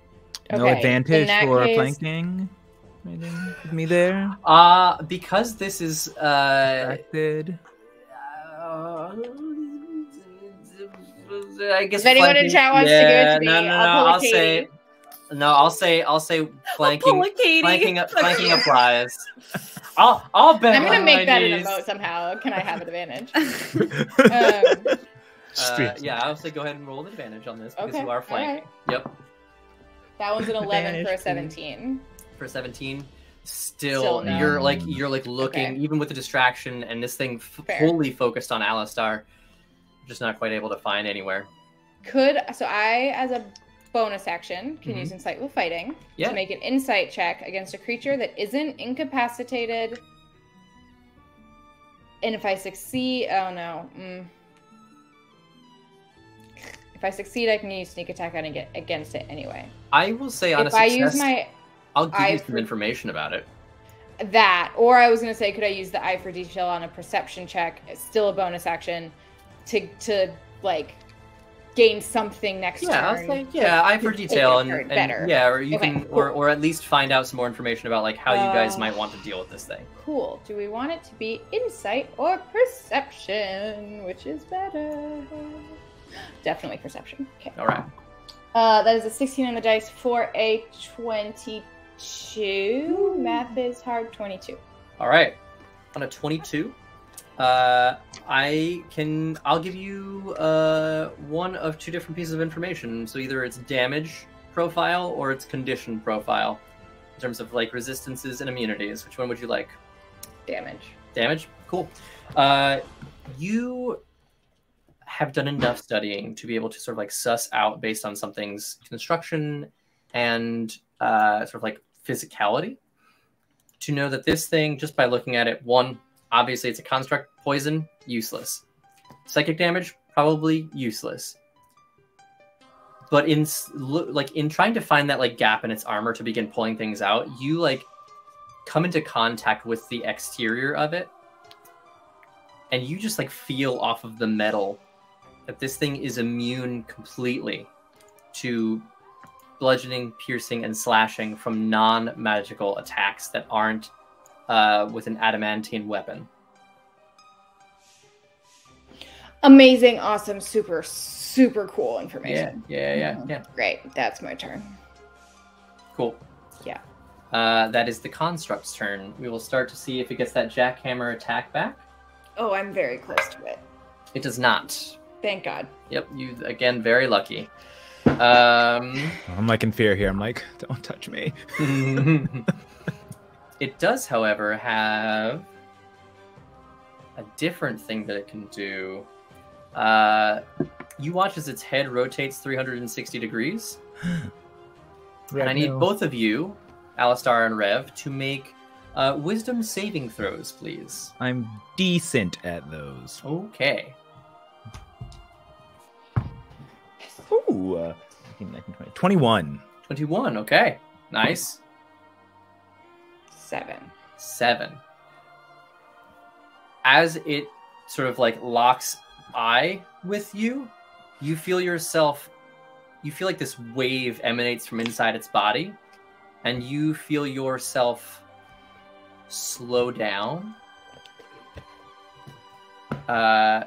So for the next minute, you are slowed. So you can't use reactions. Your speed is halved, and you can not make more than one attack on your turn. In addition, you can either take an action or a bonus action on your turn, but not both. You can repeat the saving throw at the end of your turn to end the effect upon a success. And that is its turn. At the top, it's the captain's turn. She is going to bark orders to her troops again. You said she's gonna bark, and I was like a dog? What's happening? It's Valentine's Day, but like, not in this world. Let's see. She's in a poly relationship with all of her guards. Wow. I somehow have more questions than answers. Only one of their attacks hits. Oh, but they do a significant chunk of damage. That is 7 points of damage to the Modron. And then she is going to come running out and join Rev and Alistar. And is going to make 2 attacks against the construct. Well, now I've decided that this captain is like a dog lady. Like a dog humanoid. Like a sexy dog lady captain. When we transfer over to you can make her the Pathfinder, I can make her one of the dog. I can make her one of the dog folks. And she's gonna be around that long. I'm sure this is gonna come up. Maybe. Who knows? One of her attacks hits, and the other also hits. She does not have a magical weapon though, and let's see. Actually, she's going to roll damage on these attacks. We'll see what happens. Okay. She does not do enough damage to break her weapon. However, she looks at the two of you and was like, this is beyond anything I'm equipped to deal with. What do we do? Get back. Leave it to me. I don't want her to get smashed in 2 hits. Yeah. All right, Azad. Yeah. Go ahead and make your first saving throw for us, please. All right. I'm going to use the dice that have rolled the best for me. All right. Natural 20. Natural 20. She's so dying now because of this. In the universe. 16. 16. That's a success. So, where is Azad right now on a 16 saving throw? I think Azad sort of is going back to before she left Acadia. Mm-hmm. And I think that right now she is in the library,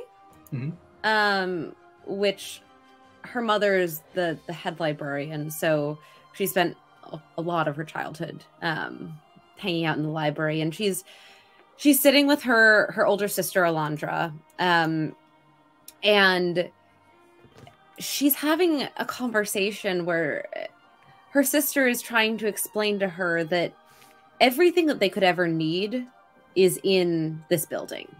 that all the world is contained in this space.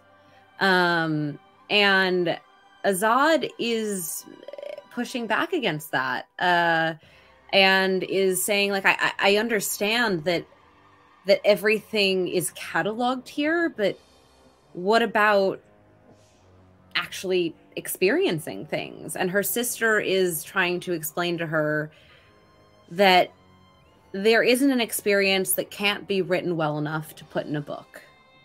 Hmm.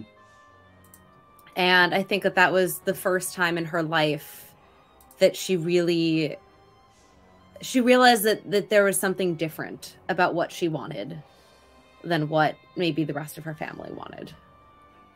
Okay. All right. Well, with its probably dying breath, this last Modron is going to attack Patchwork. You are here. They are here to reclaim you. Target identified. Does a... I know it does. 22 hits. Yeah, that definitely hit. Ow. Yeah. And Ow. that's a natural 20, which also I am pretty sure hits. Let me know. I think plot armor. Does plot armor negate natural 20s? I don't think it does. I mean, plot armor is made of crepe paper. Oh, so... let's see. Hang on. I'm checking my DM notes, and it says, all of your plot armor was fake from earlier? Yeah. Corey's. No, Corey's plot armor is real. Yeah, I'm seeing it on my character sheet too. It just says this plot armor is just crepe paper. Oh, it's yeah, boy. It's That's streamers and stuff. That's unfortunate. All right, kill me, Daddy. Let's see. Well, I'm not rolling that well on this D4. Oh, come on. So you take 4 points of damage from the first attack. Okay, 4. And then you take what was that? What was that? That was my mouth making the sound of "I'm gonna die." And then you take 14 points of damage on the critical. Goofa. I'm down. Patchwork is down. No. Down already? Oh no. Patrick only had 17 hit points, and that was all of them. Jeez. Oh no. There's a lot of red highlighting in my notebook, Del, and I don't like it. Great, and it's going to then grab your arms and use its movement to drag you towards the big one. So it's going to drag you through the tent 15 feet, which will bring it both in and then out of your melee attack range, Corey. It's not really paying attention to you, so if you'd like to make an attack of opportunity, you can. Yeah, I'd love to. All right. That can't be a spell, though, correct? That has to be like an actual thing. Yes. What is it? War Mage or whatever the battle mage, battlecaster, whatever the fuck it is. Warcaster. That's the one. Warcaster. I do have actually. I believe Warcaster allows you to make your attack of opportunity as a spell. Yeah. Yep. I'm gonna be doing that right now with this firebolt. Artichoke. Had to make sure it wasn't a natural 1. No, it was a 13. 13. Just gonna miss, I think. Yeah. Does miss. Yeah, unfortunately. So unfortunate. We got inspo for Rachel. Aha, all right. Okay. That brings us to Alistar. Sort of face to face with this behemoth that does not seem to take much damage at all. Okay. I will look over at the guard captain and say, "Thou shalt step back. Leave it to me." As he continues in the many steps, using his cane and twirling around with an acrobatic fashion before slamming it down. And once again, everyone around hears a very pleasant Gregorian chant, while this large creature hears the sounds of like the cacophony of just screams and wails to the god of light and fire. As I needed, I will cast Hold the Dead once again and have him make a wisdom saving throw. Hell yeah. 13 is the DC. That is a 19 on the die. Okay, so it does nothing. All right. I then What if we TPK at the very end? Then you have disadvantage. Sorry about the disadvantage. I have disadvantage. Yep. Yeah. Okay, well, I'm gonna spend my Roll advantage. again. I'm gonna spend my advantage to cancel it out. Boom. What advantage? I was given advantage. Got advantage much earlier. yeah. Yeah. Haha. Dendark, you tried really hard. I Fuck you, appreciate Travis. Oh, another one just got redeemed. You actually Nope. have disadvantage. Nope. that. Yep. Yes, you do. Boo! Also, we have 17 now on the die. we've Fuck. now limited DM disadvantage, Bane, and inspiration to 2 per viewer per stream, which has been recommended so that it's not so you out guys of can't just reach, fuck me. But Still gonna make. Can Not I have immediately advantage? anyways. it also doesn't And let me above. simp for my advantage, which makes me really sad. It's still gonna be an. I mean, you Bane can. is you roll a d4 and you take that from the number. So if Ben rolled a 17, you cast Bane, he'd have to roll a d4 and then subtract the d4. To be clear, you do actually have to pick one of the NPCs that I am playing to cast Bane on. It's not me, the DM. You have to choose who you want to cast Bane on. So choose And yes, wisely. that is true. It is attacks and saving throws. Yes, attacks and saving throws. Yep. Not just like air thing. Yeah, it's the opposite of bless. Yes, exactly. Yeah. Bane and bless, wildly underrated spells because the Honestly, Really. the amount of times that like a roll comes down to like 1 or 2 points. of I'm gonna being, put like, a the bless make or break. redeem in as well while we're You If guys we have already get a Bane, shitload we of could have- advantage. No, we Which only is get 2 per Ben, I- 2 of us are on the limited. ground. Well, it sounds like a you problem. Okay, well you don't know how to edit the viewer reward, Anyhow, so I'm gonna do it. I do know how to edit them. I can just go do that. Everybody drink water. I don't have any. Also, Alistar, what else would you like to do with your turn? You have a bonus action, I believe? I will bonus action try to my best to keep this creature focused on me. Hell yeah. As I stare, I was like impose myself as much in front of either Rev, who's technically behind, or this captain, whoever is easier for me to get to. As I make myself larger and stand there in a martial arts pose and says, "Come at me, knave." And end my turn with that. All right. Make an intimidation check for me to see if you can like maintain sort of like aggro. Okay, I'm really hoping I do at least. There it is. Abilities and saves. All right, intimidation. Oh no, I have a -2. Oh no! I have a 6 charisma. intimidating. No, apparently not. A 12 minus 12? 2, so a 10. And, okay. Oh, good. Okay. It appears to still be focused on you. Good. Yeah. And then my turn Billion. with that. You are. Oh, actually, You know what? I just realized. You were right there with. Oh, so is Neener. Both you and Neener actually should technically have gotten attacks of opportunity on. Oh, I was gonna Lodron say, as a I'm like, try- I don't know yeah. where we are, but Yeah. No. You guys are definitely. This you is were like why we're right there gonna in the start mix. using a VTT when we switch to Pathfinder. all right, so What? Why are you Australian, I Alex? just- Australian. I bought a $30 Australian accent kit, and I've been working my way through it. I respect the fuck out of So the next character I make is gonna be Australian. I need you to know that Zeki Just- messaged me on the I- side and said, "Is Alex Australian?" It's like, I thought he was just from XYZ. that. I thought he was from around here. Yeah. Yeah. No, I'm a local. I was like, "No, he's just a fucking weirdo." Let me live. I worked so hard to get that R. Oh, no. But in the dunny. Okay, so let's there see goes the here. rest of the episode. Let's see if I could take this guy out with my little club. Yeah, That's 19 to hit. that fucking hits. Yeah. That's 2 damage. Okay. Still up. Neener. Oh, I guess technically Neener would have also- been first, so Yeah, go ahead and roll. Go ahead and roll an attack for Neener. Neener Was it gets meaner advantage? No, 17 to hit. 17 hits.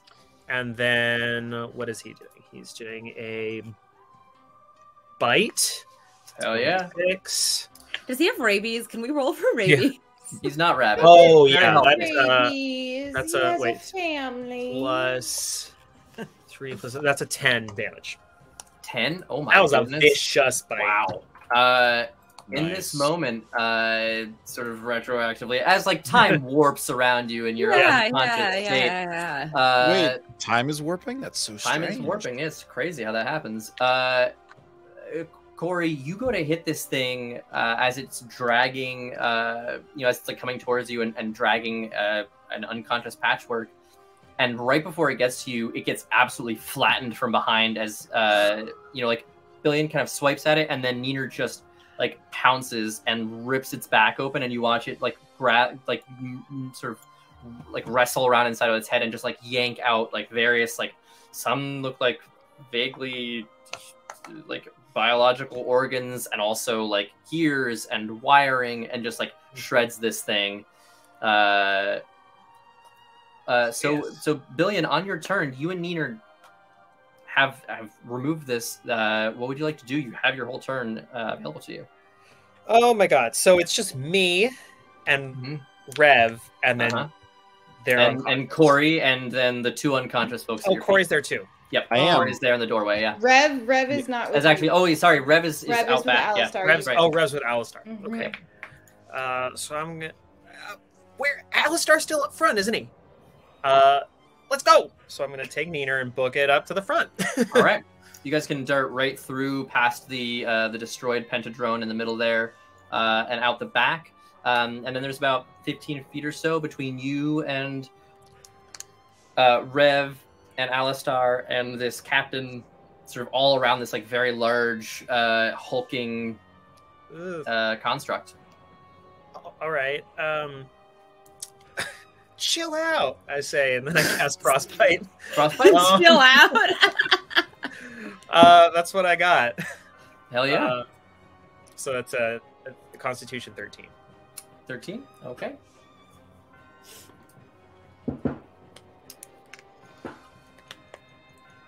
It's quite good at these. That is a natural 16. Yeah.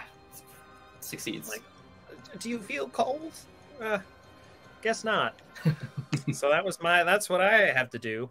All right. Is it half damage on a successful save? No.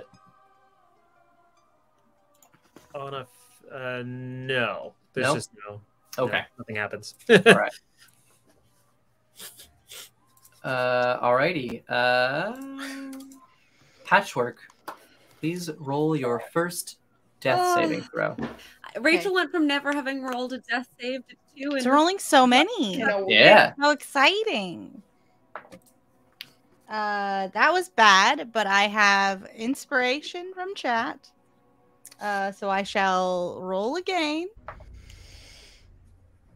And I still rolled a 7. Okay, a 7. So your first fail. How many inspirations can I use in one go? Because I had one from last session as well. Sure. You know what? I'm gonna save it. But I had an inspiration from I last don't time. feel like they roll from session to session. I feel Okay. like I'm going to allow one to roll over. Because I have the little Yeah. sun there. Because I Generous. was like, I got one and I didn't use it because I guess I got it. Yeah, I'll say you can carry one over. If you've got like 3 stacked up from a bunch of folks, No, only one rolls over to the next session, but I will allow one inspiration to roll over. It's fine. I'll take the fail. It's cool. You sure? Yeah. Okay. Because I have an idea. Okay. Rule of cool, babies. Oh, yeah. Trauma. So on a failed death saving throw, what is going through Patchwork's unconscious mind? Function. Order. Orders from above. Complete task. Move to next task. Complete task. We are on our home plane, known as Mechanus, and all is order, and we function. And there is nothing else. And that's the failure. Oof. I wrote this one word for word. That's so bleak. Because, oh my god. Wow. Patchwork. Corey. You are muted. Your two friends, or you're no longer muted, but you've got two friends unconscious on the ground in front of you. And you hear some yelling from out back. What would you like to do? That last Modron is now down, correct? After being That is correct. Absolutely eviscerated by Neener. Nina. Okay. Someone keep a kill count for Neener. He's on one tonight. Seriously, Neener is vicious. I don't think I have any fucking healing spells. I don't think I have any healing potions. This is not good. Can make a DC 10 medicine check to stabilize them if you are proficient. If I'm proficient in medicine, If you're yeah, I'll take my -1 elsewhere. that's fair. He tries to help and he just kills us. Yeah, like I don't want to do like more damage. A detective I am, but a doctor I am not.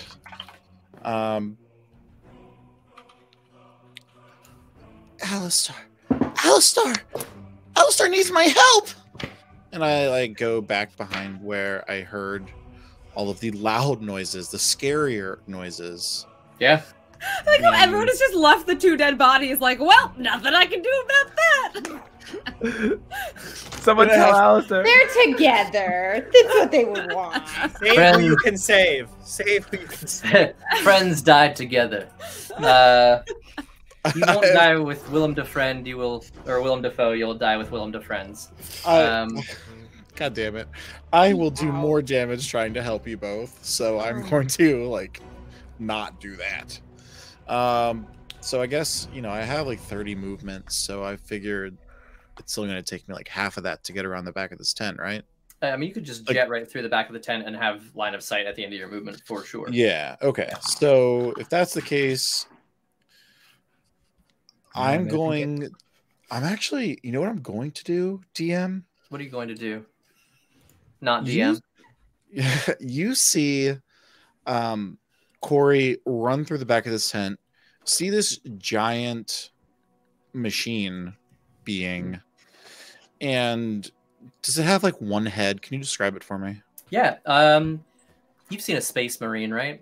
Warhammer 40K? Yeah. More or less like that. Okay, so then what I'm going to do is Misty Step on top of this thing's like shoulders, text back. Sure. Smash the ink vial into its face. Ooh. Okay. I like it. I like it a lot. It like happens all kind of instantaneously. Like, where'd you get this ink thing from? It is. Pulled it out 2 turns ago. No, Yeah, I'm I've, asking where you got it in your inventory from. Oh, it's from my starting equipment as a warlock. That's cool as fuck. Okay, cool. I don't have a bedroll, but I do have ink, parchment, and some quills. Well, right necessities. Priorities. Don't need a bedroll. Yeah, exactly. Could have hid Patrick in a bedroll, though. That is true. Okay. Oh my god, y'all. Every single one of us has a bag of holding. That's also true. That's, yep. You don't need to breathe. They don't need to breathe. I did think about that, and I was like, I'm not gonna fucking say anything. That's not my problem. Okay. Sindark, that is so sad and so dark, and I love it so much. It really is. It really is. One of you with the control, put that banner up. Let everybody see that. There you go. Wow. Okay. I still have other children. Corey, I would love for you to make an attack roll for me, please. Okay, would that just kind of be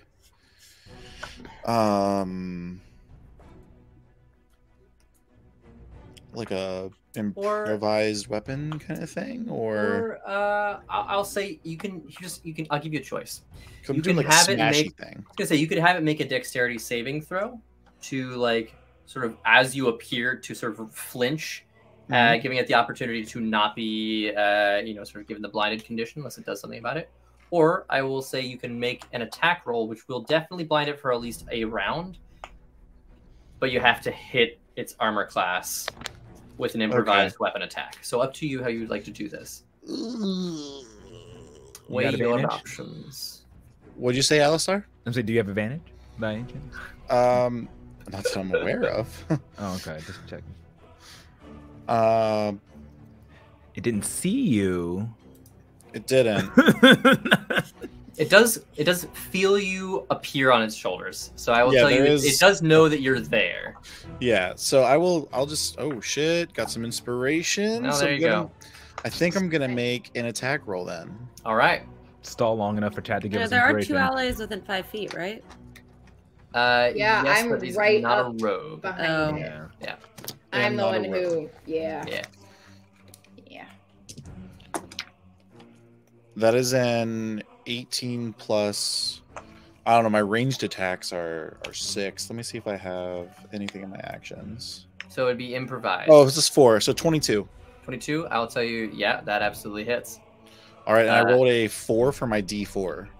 4 for your D4 for like an unarmed strike kind of thing. Okay. Or... well, it's immune to non-magical anything. So I will tell you. For effect. For effect. A +4 to an effect. Just for the drama. It shatters. So it's like a crazy explosion of glass that goes everywhere. It's cool looking. Looks dope as hell. I will. Here's what I'm gonna do. I'm gonna roll a d4 myself to see how many rounds this thing is blinded for, unless it takes its action to try to wipe the ink off of its face. All right. That is a 3. So 3 rounds of being blinded, short of taking using its entire turn essentially to wipe its face clean. All right. Friends. Wow. That's Good job. Honestly, great. that's pretty fucking useful. That's pretty great. Cool. Do you want to do anything else with your turn? Is that it? I would like to get off of his shoulders if I can. That seems fair. Sure. Are you going to like tuck and like try to like get out of melee range? For sure. I would like to go directly behind it as I started kind of thing. Just like kind of. I am also directly behind it. I would like to jump into. To pull its head stuff out from behind it. Yeah. Okay. Perfect. Then. So if you want to jump onto me, that's an option. Yes, I would like to actually do that. Okay, so you won't need to make a dexterity saving throw to not take the d6 of falling damage because it is tall enough that you would do that. It is going to make an attack of opportunity against you with disadvantage because it is now blinded. Sure.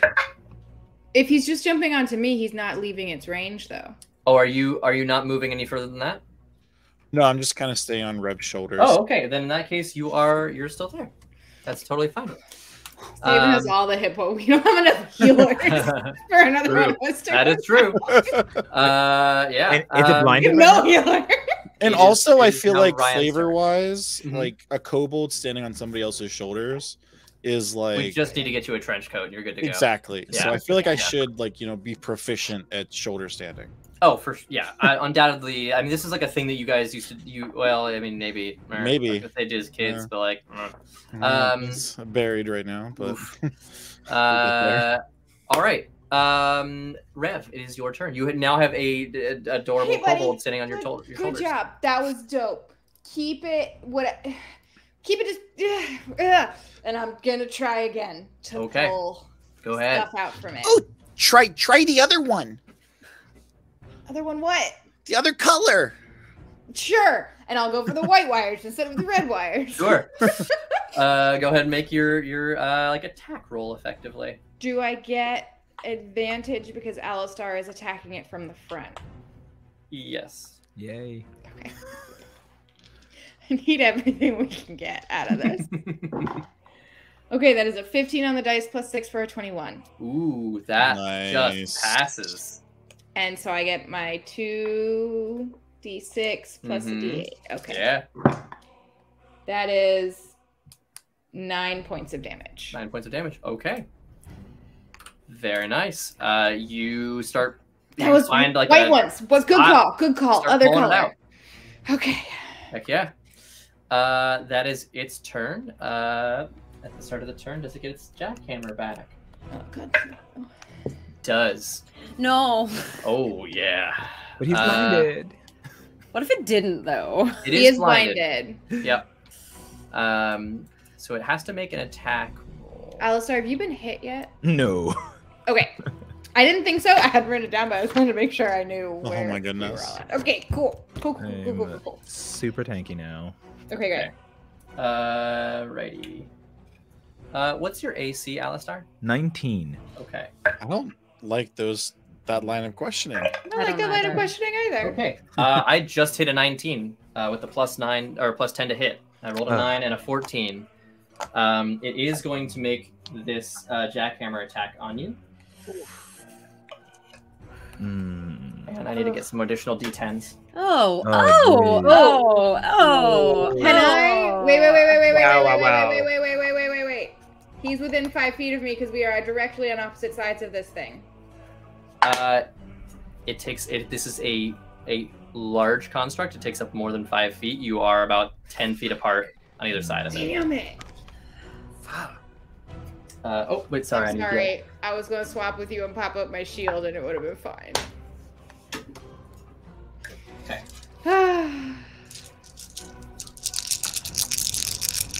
It's okay. I have so plenty of clicky. HP. Can you guys hear that? Yes, it's a lot, boy. and we don't like you. It's only a couple, right? Like one? Yeah, Ryan, you think your Valentine's Day is bad? I have to go to sleep with this one next to me tonight. 22. Yeah, you have to go to Mine's sleep next gotten to your murderer. Mine's I gotten so much know! better since I yeeted those dice. So 25.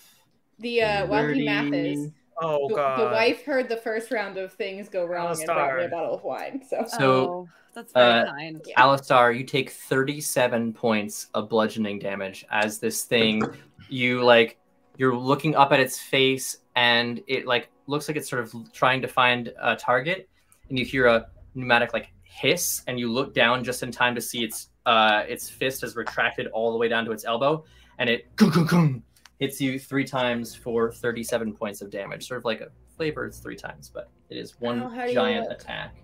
Well, unless I can figure something else out, I'm down. I only have 30 hit points. I was gonna try. No.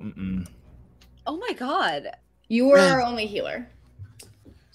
I was trying to disengage and heal after this. Oh, I know you were. No. Rev, we can't carry everybody. Did Giovanni give us buddy, any we health can't. potions? I did we I get have health one. potions? I have one. I believe but I you just I have went 2. because no one on my side needed it. I just went. Nope, that is, and I take that blow crushing me, and you just hear Half the party is. just fall to the ground. I mean, unconscious. The 3 of us, you and I, each have health potions from Giovanni. He gave them to us. Oh, Giovanni gave us health potions. So you should each have at least 1 health potion. We each from have Giovanni. one, but you all are going to have to do at least one more. Every single one of you that's down is going to have to do at least 1 death save before we can get to you. Right? Billy, you can get to them. I can get to. You're on our side. I can get to Patchwork, I can miss or I could get to Alistar. I can get to either one of them in the next turn. That attack was at disadvantage, right? That was We are metagaming. Yeah. Okay, next up, and we'll figure it out. Topping initiative order, the captain sees that things are going pretty badly. Is the captain also a healer? That could be cool. She is not. She's not a healer. She looks at you and says, I'll try to distract it, and she's going to make 2 attacks against it, even though she knows that they're ineffective. Could I use a reaction to shout that he has a healing potion on him? Talking is a free action. Amazing. I'm going to shout that at the captain. Okay. She says, okay, understood. And she's going to still make her attacks. Desperation. Oh. Neither of them hit. They just clang harmlessly off of it. And she will. Oh no. Well, now I'm sad because it's true. But not sad enough to not do this to you guys. She's going to action surge. as her bonus action, and we'll pour. These are remind me. Are these regular healing potions? They were. Hang on. Potions of greater healing potions. Potions of greater healing. That's what I thought was they were graders. Yeah. Okay. 4d4 plus 4. 4d4 plus 4. Good money. Big money. Big money. I forgot we had healing potions. Good call. I wouldn't remember, except that we had the whole we have 3, but Patchwork doesn't need it, and Patchwork gave it to one of us. It was like an actual conversation that our team had. Alistar, she rifles through your stuff quickly. This is essentially using her entire action surge to do this. Finds the greater healing potion, and you are healed for 16 points of health as she dumps it down your throat. I thought I was gonna get it. Fuck. She's nowhere near you. And then she like is going to yell, "Hey, oh fuck, this way!" And is going to use her movement to move away from the thing, which is going to make an attack disadvantage against her. Well, can it make attacks? Is an opportunity attack? We have to see it. Oh, true. That has just been deliberated quite extensively. This has been. Yes, chat. It has. Okay, so she's going to then take her movement away, and you see that like the shouting. Yep. The head sort of snaps towards her, and you watch as the whole body sort of like orients that direction.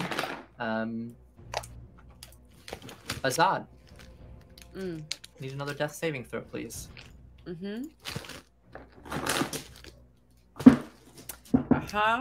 I just want to roll it around in my hand a little bit, like. I mean, you even a natural 1 won't kill you right now. You're fine. I know. 14. 14. Okay, another success. What is going through Azad's head right now on another successful save as she moves sort of closer to stabilizing?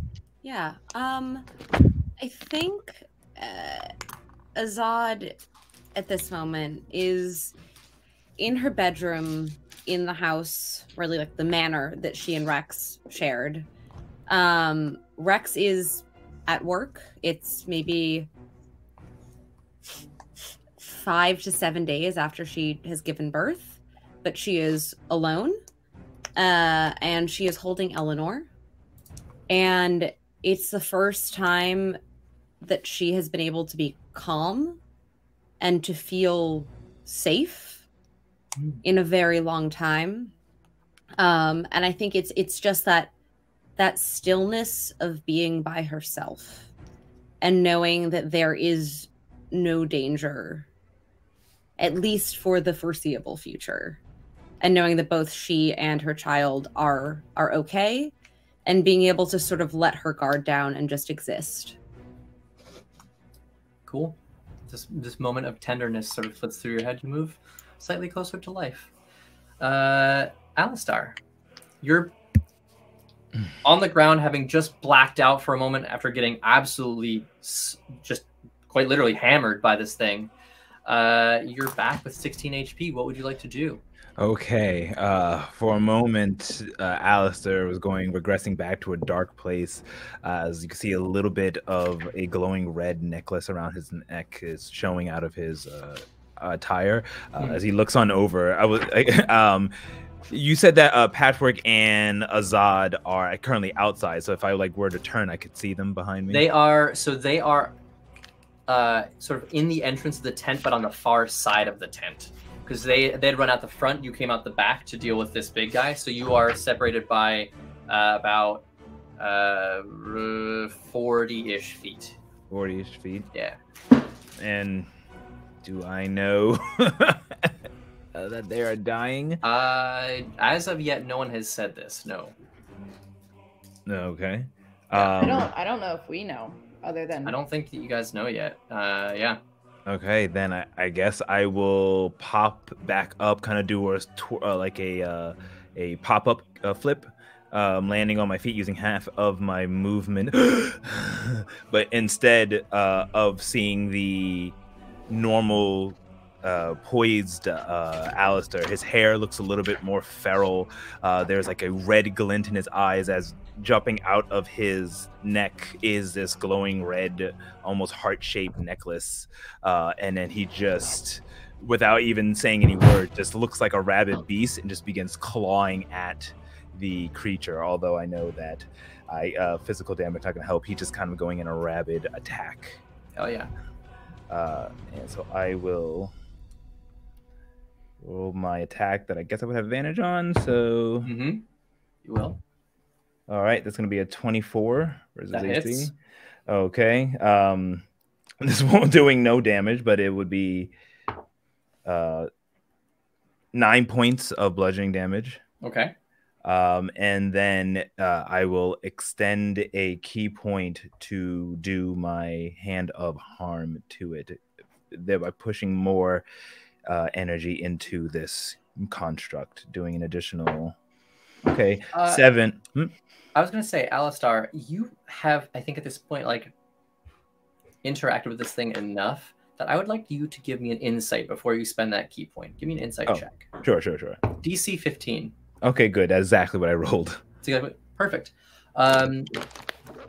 There is something about the resonance of the Toll the Dead when you hit this thing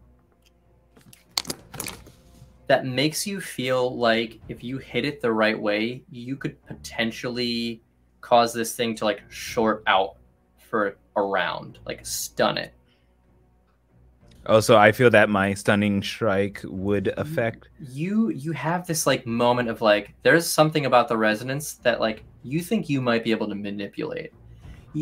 I think that you know that like it would be very difficult for you because this thing is made to sort of shrug off things that require like a high degree of constitution. It's made to be good at that. But you know that resonance is something you could work with potentially. Well, I actually don't have stunning strike to level 5. Okay. Fair point. God damn it. Oh, that's right. 5. Oh man. Wow. I'm gonna enjoy the next couple of levels before that happens. Yeah, I know. I'm just like, come on, level 5 monk. So actually, instead, I will, instead of clawing at it, he's still feral. I actually, no, I already rolled an attack, and yeah, never mind.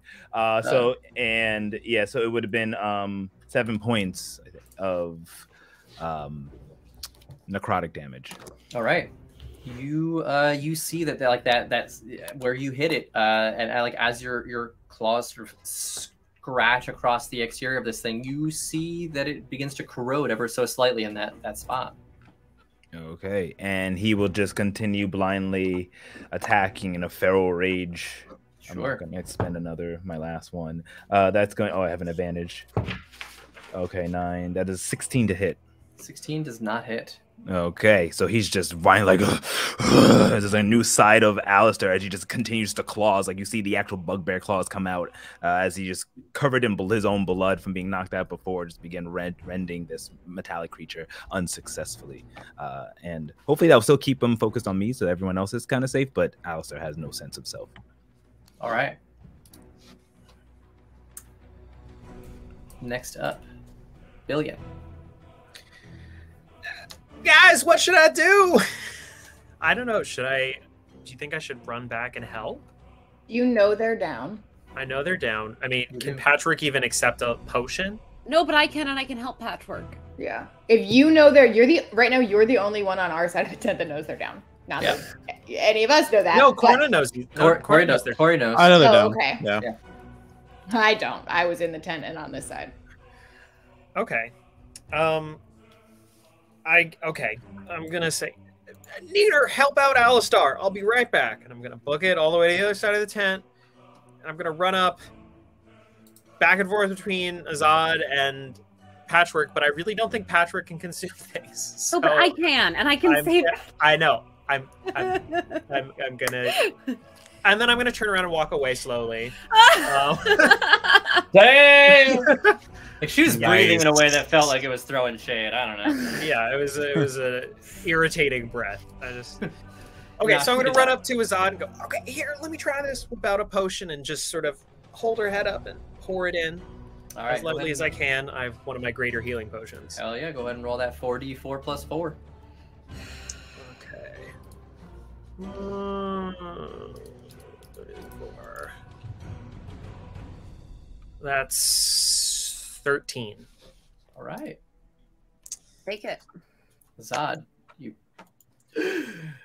come to in this moment with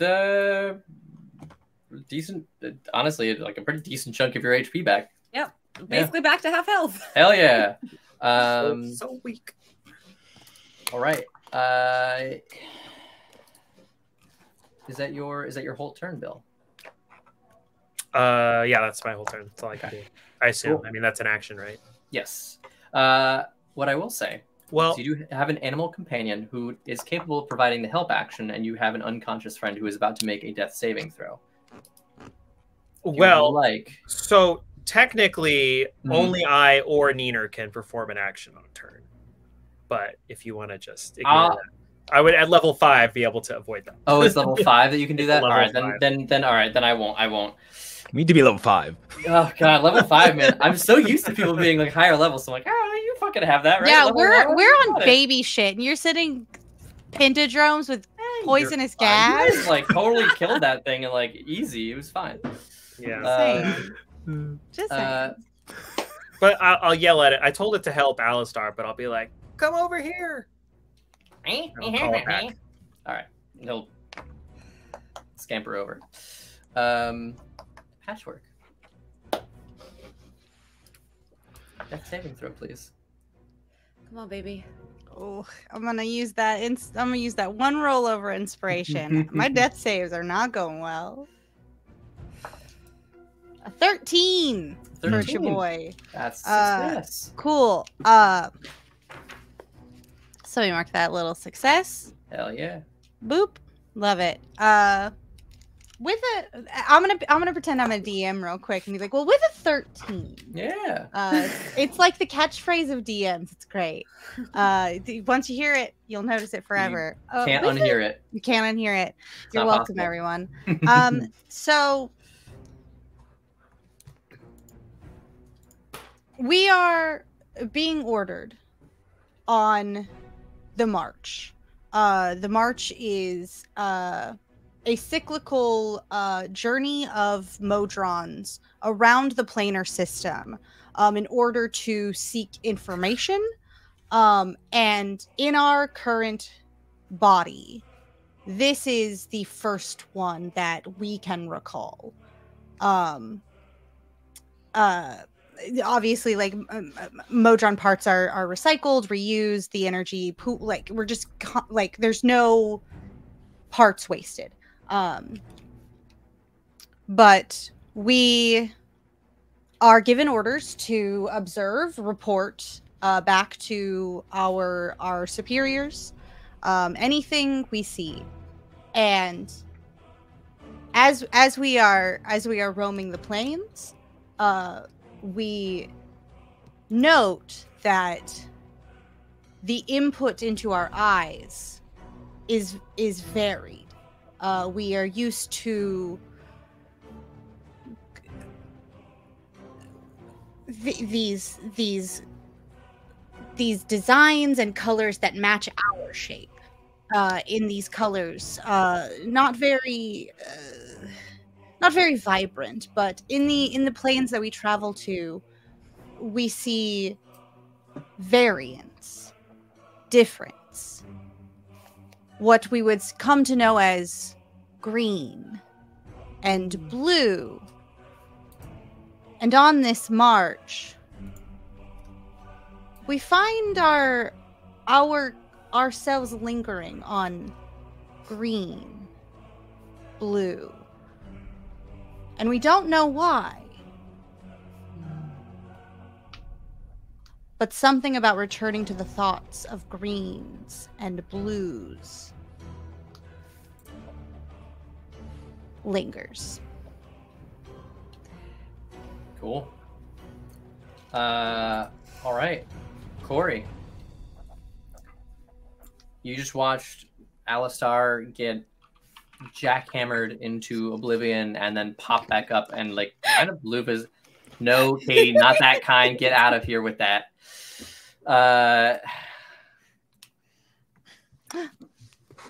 Just gonna mute her for a minute there. I could hear her laughing. Yeah. Corey, what would you like to do? This thing, sorry, folks. I'm having some voice problems at the moment. But this reclaimer is really pissing me off now. It's still blind, correct? That is correct. And I'm still on Rev's shoulders.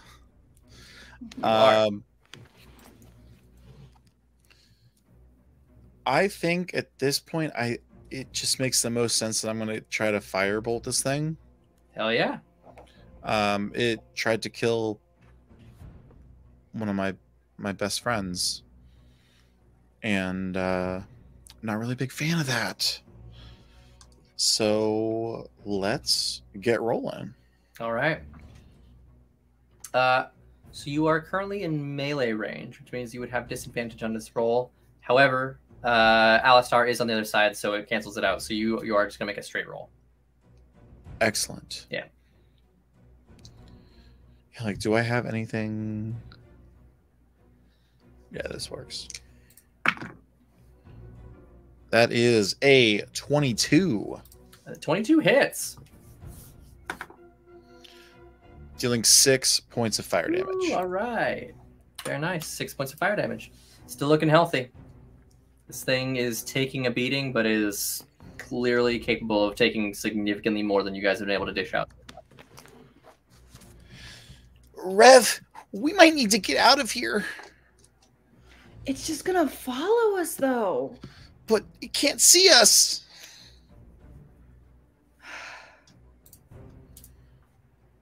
Rev, it is your turn. Yeah, it is. All right, I'm gonna take one more round of pulling things out. All right, go ahead and make your attack roll, essentially. Does this roll? I don't know where Alistar is in relation to me anymore. You still have advantage because he is up and has been attacking from the front. He is still in the front. Okay. Yes, he is.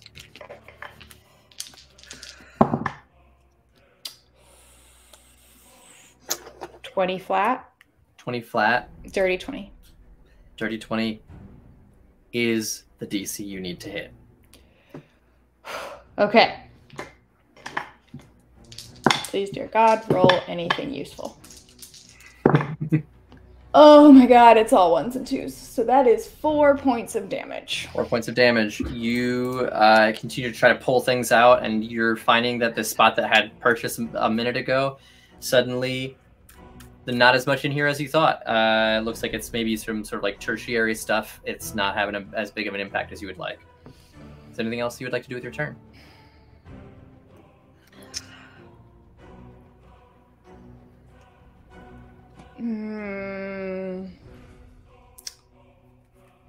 I think I would like to use... Oh, well. Okay. If I use my bonus action disengage... Okay. To back away... Sure. With Corny on my shoulders... Yes, absolutely. It would apply to both of you. Amazing. We're Also, gonna do that. it's still blinded. So true, but that's true. mind, That's true. It's 3 rounds, not 2. Yeah. But I still am going to use my bonus action disengage and do that and back away. Okay. And I'm going to go back into the tent, actually. Sure. Okay. Pull out one of my other die so I can track the blind with my die. All right. That brings us back to the construct. Sorry, Alistar. I'm going to roll a d4 to see if it's paying attention to Alistar or if the captain's taunting has gotten its attention as she runs to try and draw it away from the rest of you. She'll pop like a balloon. That's a 4. It is going to move after her. Alistar, you get an opportunity attack as it like heads off in her direction. Yeah, he's gonna do it anyway. Not gonna hurt. But Hell yeah. he is a feral beast. This is not the Alistair that you knew as like the red pendant dangled off of his neck. Oh my god! Like what? Oh no, it was a 10. I thought it was a 19. 16, which 16? misses.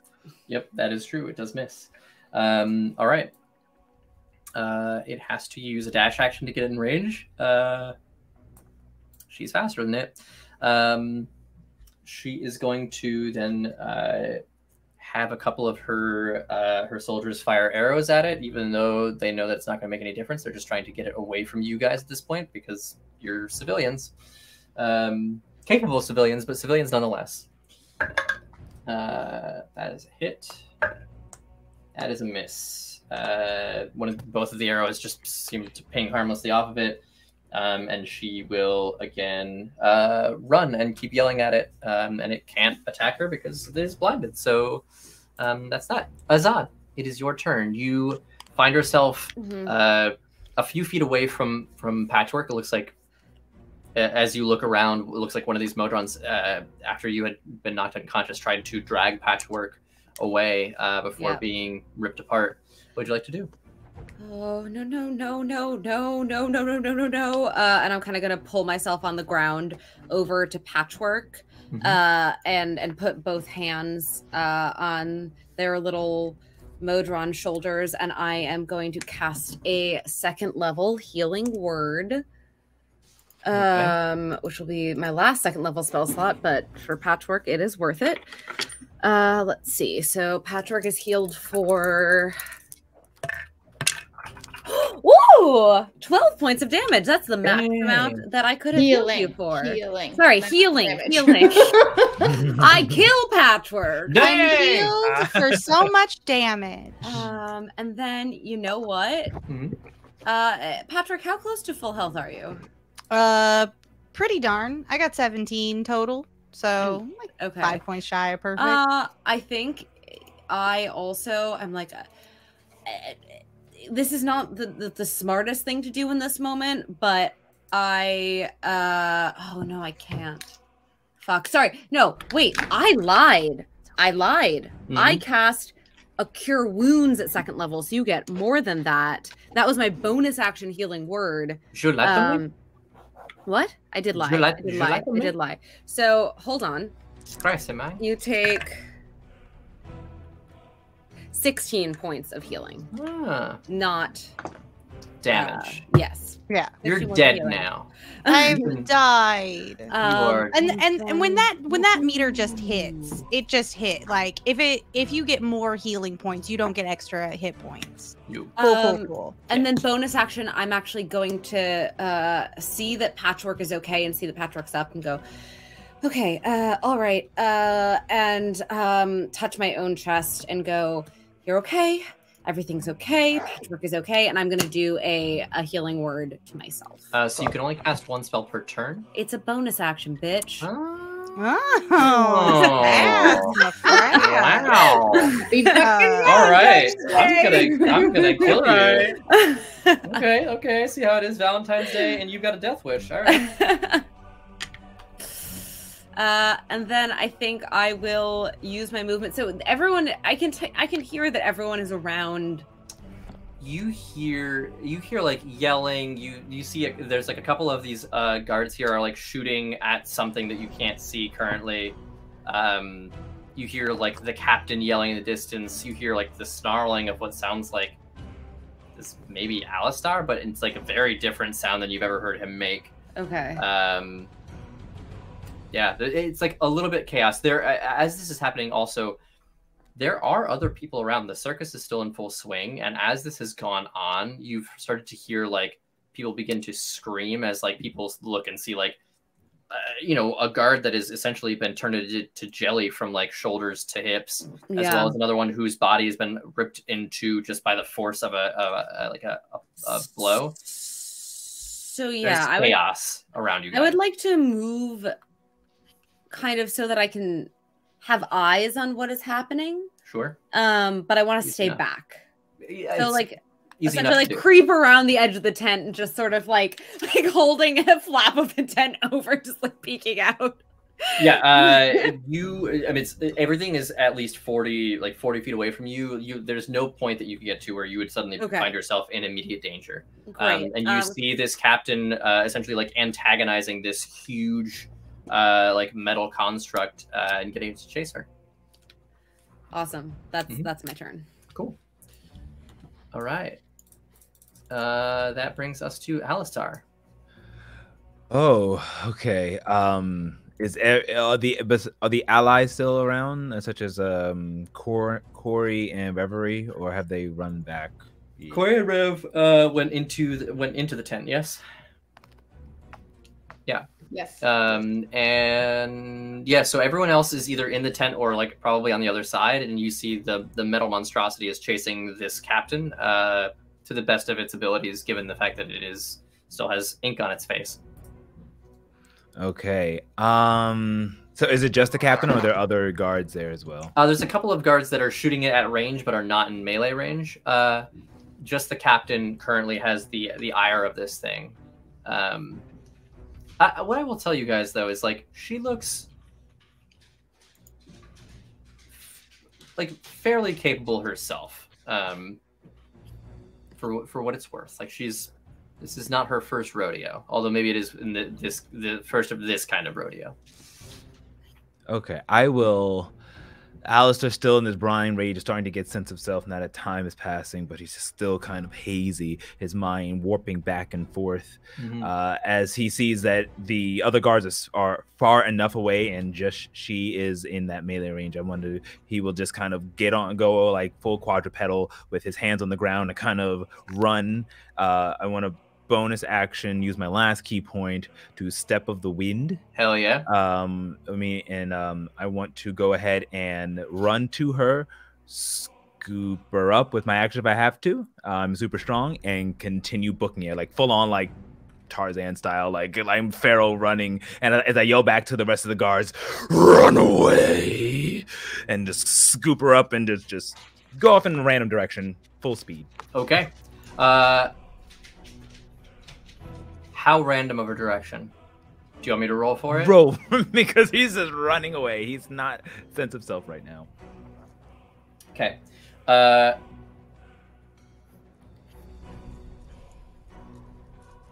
On a 5 or lower, you're going to take off into the circus with this thing. Okay. That's an 8. You choose one of the directions that is not directly into the circus. Actually, not dissimilar to the route that you guys took with the cage just the night before. Sort of like off and to one side, and you scoop her. Thanks for the lift. And you guys are just booking it, and this thing is you watch it like smashes through one of the tents and is just like coming towards you guys unstoppably. Okay. Just for the sake of it, as a bugbear, I can lift up a size larger than me for the sake of lifting. So I can pick up and run. Yeah, she's even in like the armor that she's in, she does not weigh enough that this is a problem for you at all. She's like a fairly slight build. You get the sense that like she's like a little bit more dexterous than she is strong. All right, Billion, you are up. Your friends are conscious. The immediate danger to you guys has passed, mostly. What would you like to do? You are muted. Okay, perfect. Yeah. Well, I'm gonna chat with Patchwork and Azad for a second, or talk to Patchwork. Like, is that thing gonna come back, or is it gone? Do you think? We said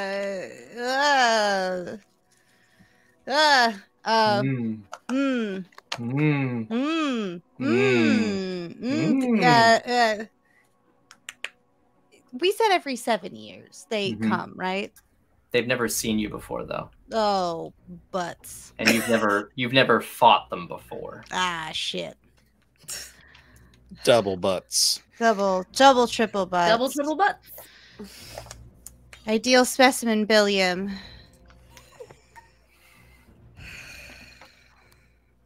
Our understanding has been irrevocably altered by our presence being known. Whoa. Well, We no longer can say. it sounds like we have to take it out. Otherwise, it's just going to come right back after you, right?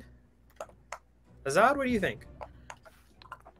I'm so confused right now. Yes, I don't know. Patchwork, why have you never mentioned any of this before? Not to be, changing the subject, but I've never been to one of these circuses before, but I don't think this is a safe place for us anymore. Yes. We should talk about all this maybe back at the mansion. We were supposed to. Oh, Giovanni said to go to the sleeping. Oh. Yeah. No, we should go to the. We should go to the mansion. Because Patchwork, you don't know that you're safe, right? We can assume that we are less safe now than we were previously. Right. So at the very least, we should bring Patchwork back to the mansion. If nothing else. Well, where was the other place we were supposed to go? We were supposed to go check out. Giovanni said go to the place where they sleep. I don't know. He said go find out where they were sleeping and... What is the remaining reclaimer doing during this conversation? It is currently chasing after Alistar and... I think we should just kill it. I think killing it is probably the best thing to do. That's what I said. That's what we got to do. We got to get rid of it. It's going to follow us to the mansion, right? Yes. Yes. I thought you meant... Okay. Yes, kill it, please. Bill, kill it. Well, I can't kill it. Could you all make perception checks for me? I don't know. We can kill it, to be honest. If Rev is in the tent, is she making this a disadvantage? Well, 15. Rev is in the tent. Sorry, actually, did I say perception? Yes. Yeah. Oh wait, no, that's fine. No, it's not disadvantage. Okay. Who rolled above a 10? I rolled a 20. I rolled a 19 and modified to a 21. Okay. 15 to actually, I will say, Alistar, you should not make this perception. Yeah, I'm not making it. I'm looking straight ahead with bloodshot eyes. 21, yeah. 21? Cool. Mm-hmm. So all of you rolled above a 10. You all feel your sending stones vibrating in your pockets. Shit.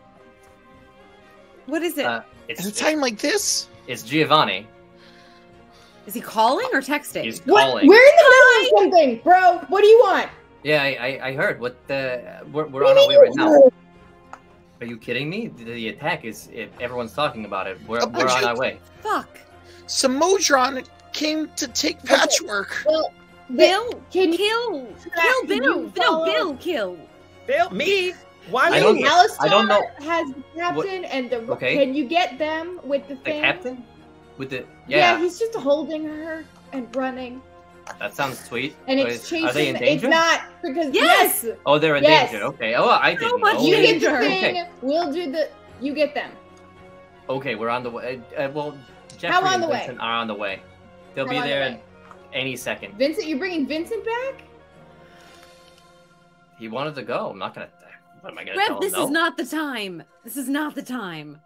No, I just don't think we should bring the Drake back to the place we just rescued him from. He wanted to go. He looks like a person. Anyway, they'll be there any second. Well, they're not coming to where you I've got eyes on him. I'm watching him on. It's fine. CCTV? What's happening? I mean, We're ostensibly, streaming yeah. live on Twitter on like 7 Someone is live streaming this. There's a lot of footage. We are no longer unknowns. Mitra Star? Is that what you said? Yeah, fucking everybody can see. It's fine. I mean, you guys did great job for what it's worth. But yeah, they're on the way. Okay, you get. So I guess maybe you get them. honestly get Clea because they're gonna come in like a fucking ton of bricks. Mistress. Yes. Patchwork. Put us in your bag of holding. I can't. I can't. Oh. Yes. I put Patchwork into my bag of holding. Hi. This whole thing could have been fucking avoided if we just put Patchwork in the goddamn bag of holding. Yep. You are aware that when Modrons die, they disintegrate, correct? Yes, I am. Cool. So. Wait, what? So they're all gone They like now? fall apart. No, they fall to pieces. Yeah, they. Yeah. Oh, okay. I was saying, Rev clearly wanted to loot. Yeah, they like fall apart. Like they're disanimated, essentially. Yeah. So to use another word to describe it. Yes. But Patchwork, if you need out, I'm yelling. If you need out, just shake the bag, and I'll let you out immediately. Mistress, we do not need to breathe. I know, but if you want to come out, just shake the bag. I feel really weird. Let's just get Patchwork clear. Okay, all right. Yeah, and then let's get out of here. Let's book it, please. How much damage did any of the things do to the tent itself? The tent itself is in surprisingly good shape. Like it's been untouched throughout all of this. I start putting before we book it. Oh, sorry. What? Rev is gonna look around. She's going to into her bag of holding is gonna go as a bunch of useful pieces. So anything that looks like power, anything that looks like a weapon, anything that came off of that original Modron or whatever it was called that Corny and I dismantled. Any of that is going in her bag of holding, and she's grabbing the scrolls. Okay. And one of the jars. Okay. And popping them in her bag. Okay. And then picking up the rest of the pieces and throwing them so it looks like it did damage, and like sweeping some shelves so that nobody notices the stuff she took. Okay. And it doesn't have to be pretty. And if she misses some stuff from her bag, she's gonna do this in maybe 5 to 10 seconds. It's just like sweeping a couple things in and like just doing some damage before she clears out. Can you roll me a luck check on your D20 on your like search to like grab pieces of like Modron pieces? Yeah. You're looking for good it's roll. Just a straight D20, right? Straight D20. 5. 5. If I get anything for like tinkering with stuff and having a rough idea what I'm looking for, I got +1 or +2. Anything that might get me a little higher than a 5. I would say if somebody wants to offer you the help action, you can get advantage on this roll. If you want to like have someone to help you really quickly. I don't think anyone else is in the 10 unless Corna, you were still with me because you were on my shoulders. Corna's on your shoulders. I was gonna pop back into the tent as well. Yeah, I'm going back too. I was gonna put as much stuff in my bag of holding. Oh, I have an inspiration. I'll take it. Okay, there we go. 13. Better. 13? That is better. You're able to get some useful pieces. You're like pretty sure that you got the, like wherever the gas came from out of this thing. You shove it in your bag. You grab the papers. You grab a jar. You guys are able to make a mess of things without breaking it. Yeah. Super fast. Cool. I was gonna grab. We are still. Well, I guess we can get you guys out of it. We can say we'll get you out of initiative order because I would love actually like as you guys are doing this. Is there anyone who is outside? Well, I start outside and then I go inside. So how does that work? Azad and Patchwork are outside. Right? Yeah, technically. Okay. Is anyone staying outside?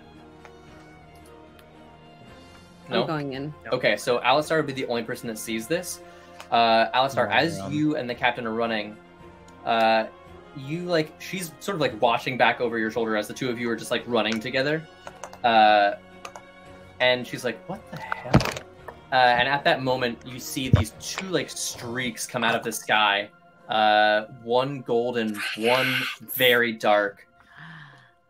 There is a like as they get like very close to this last Modron, a large dome of complete black, like utter darkness appears around it, and there is an impact, and then a few more impacts, and then silence. And then 2 streaks fly off again. Just these like they just go in one shot and then we really should have called them sooner. Wow. Now, why aren't they just with us all the time? It was just an ogre and a snake. Don't worry, guys. We're going. Yeah. Okay. Natural 20. Okay. Okay, cool. I will say, you guys, even you guys who know who these people are, there's like, you have doubts because it's like, I know that they're dragons, but that didn't, like, that's not what that was. And I'll say, even to you guys, it's unclear if it was actually them or if it was something that they had like sent, if there was a construct of their own, or like maybe this is just like some crazy fucking spells that you don't know. You're not 100% sure. Well, we know that they did it. We just don't know what they did. You know who's responsible. You just don't know if it's like physically them or if it's like their. And we don't actually hear any of this other than Alistar. No, Alistar and the captain are the only two who like witnessed this up close. Yeah. You guys are like 40, 50 feet away because you're outpacing this thing by a decent amount. Did it leave like debris and like is the creature destroyed? So after like 15 or 20 seconds, this like dome of pitch black disappears, and there's a crater with like chunks of this thing sort of like laying around. But notably, I would say, because you are at this point pretty intimately familiar with this thing, the head of it is missing. Alistair, seeing that this was destroyed, still kind of in the semi-feral mode, will still kind of like skid across the ground, turning around, still with the captain in his arm. And then I was wanting to just kind of jump into this hole and just start just pounding at whatever's left of this. Keep just slamming at it. The head's not going to be very useful, Rev. Pulled a lot out of it. While this is all happening, I think I would have been with Rev grabbing stuff also. Okay. Yeah, I was gonna say that I'm only gonna grab 2 things. There's only 2 things in here that I care about. Sure. The first is that scroll that had Rex's seal on it. Mm-hmm. I already have it. You grabbed it already? Okay, great. I have the scrolls in the jar. Those were the first 2 things I grabbed. The second thing that I want to do is I want to grab some of the grass that sprouted up in the corner.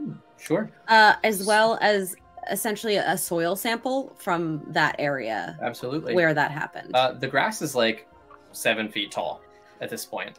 All right, well, I'll grab one sprig. Sprig? Is sprig the word? I don't know. And I'll roll it up. One blade. And I'll roll it up like a rope. Sure. And throw it into my bag of holding. And then I will also grab just like a handful of dirt. Sure. Easy enough. Yeah. Yeah. Is there anything else that any of the rest of you would like to do? I'm going to go over and sweep just the jars that I saw my family in. Are all 14 of those jars there? They, to the best of your knowledge, they're not labeled. Did I see all of them or just like a few of them?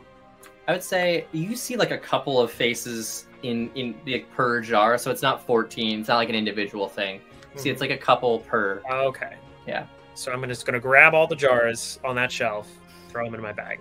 Okay.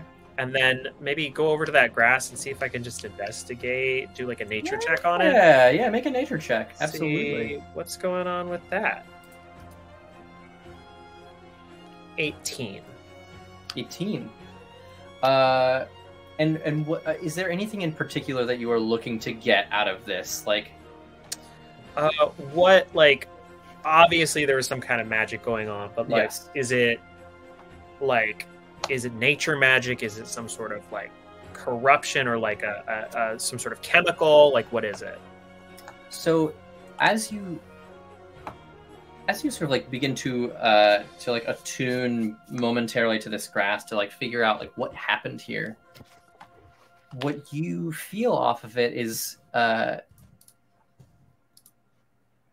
more than just like sort of like the normal life force off of a plant that you would expect.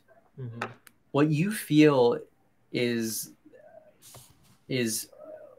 humanoid, as if the life force of another being had been pulled into whatever this liquid is, and by breaking it and sort of like exposing the ground to it, the like life essence of a being or multiple beings, whether or not it's all of it, unclear, but at least some of it has now made it into this grass and potentially, you know, down into the earth itself,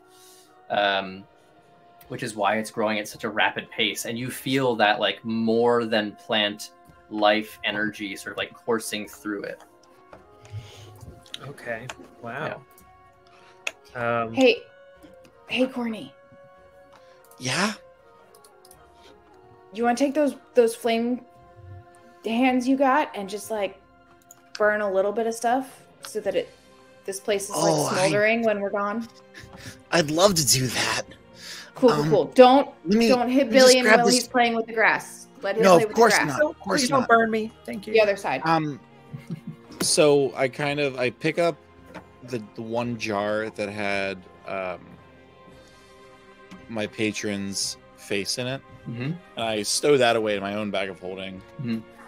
And nothing else really interests me. So I'm going to cast Firebolt with one hand. Sure. Seeing as we're out of combat and these are just cantrips anyways. So I will set fire to where all of the jars were kind of stored. Okay. So that way it looks like they were intentionally burned up. And then as I run out of the tent, I will hit the other side. Maybe if I see like an obvious like leg of the tent or something like that, I'll hit it with an Eldritch Blast, knocking it loose as I continue out to go and find Alistar, and finishing with like a free action. Alistar! Yeah. And I'm going to run after him. I'll just rip a hole in the tent with my knife. Yeah. As I follow him out, any scrolls that we haven't grabbed, any extra parchment is getting scattered with Modron pieces. So it looks like this tent just got wrecked in the fight.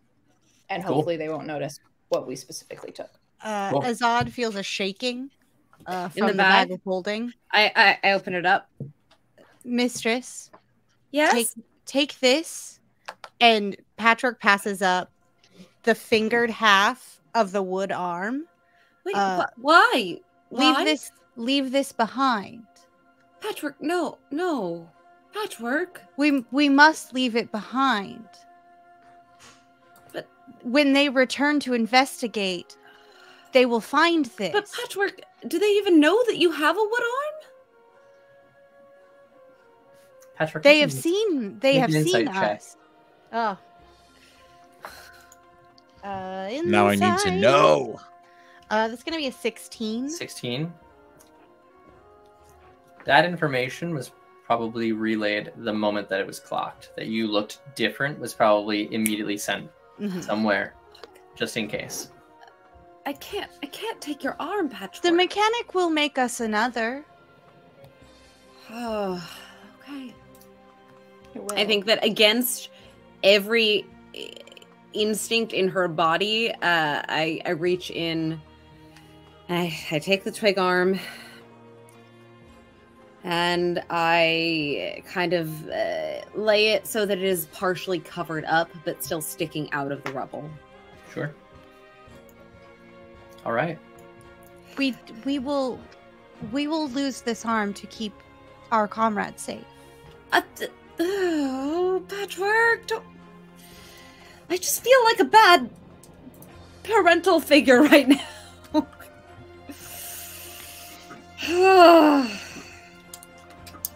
All right. So as you all begin to make your way towards Alistar, who maybe is still like furiously beating on what's left of this Modron. That's what I expect to see. Yeah, for sure. Yeah. Alistar, as you continue to like wail on whatever pieces are left in front of you, you feel a hand on your shoulder, and a voice from behind you says, "You can stop now. We're safe." Thank you." Alistair immediately turns around with this look of death and destruction on him, like a monster, like, and then for a moment he takes a breather, another deep breath, and looks at his hands, his dirtied hands, and just kind of like, pardon me. He puts the necklace back into his pocket and kind of climbs out of the hole. Very unbecoming of a gentleman. Thou art have my sincerest apologies. You must have that thou had to witness this. Did we win? No apology necessary. You probably kept me alive. Thank you. She extends her hand. He hesitates and turns around and sees the group and walks away, kind of leaving her hanging for a moment.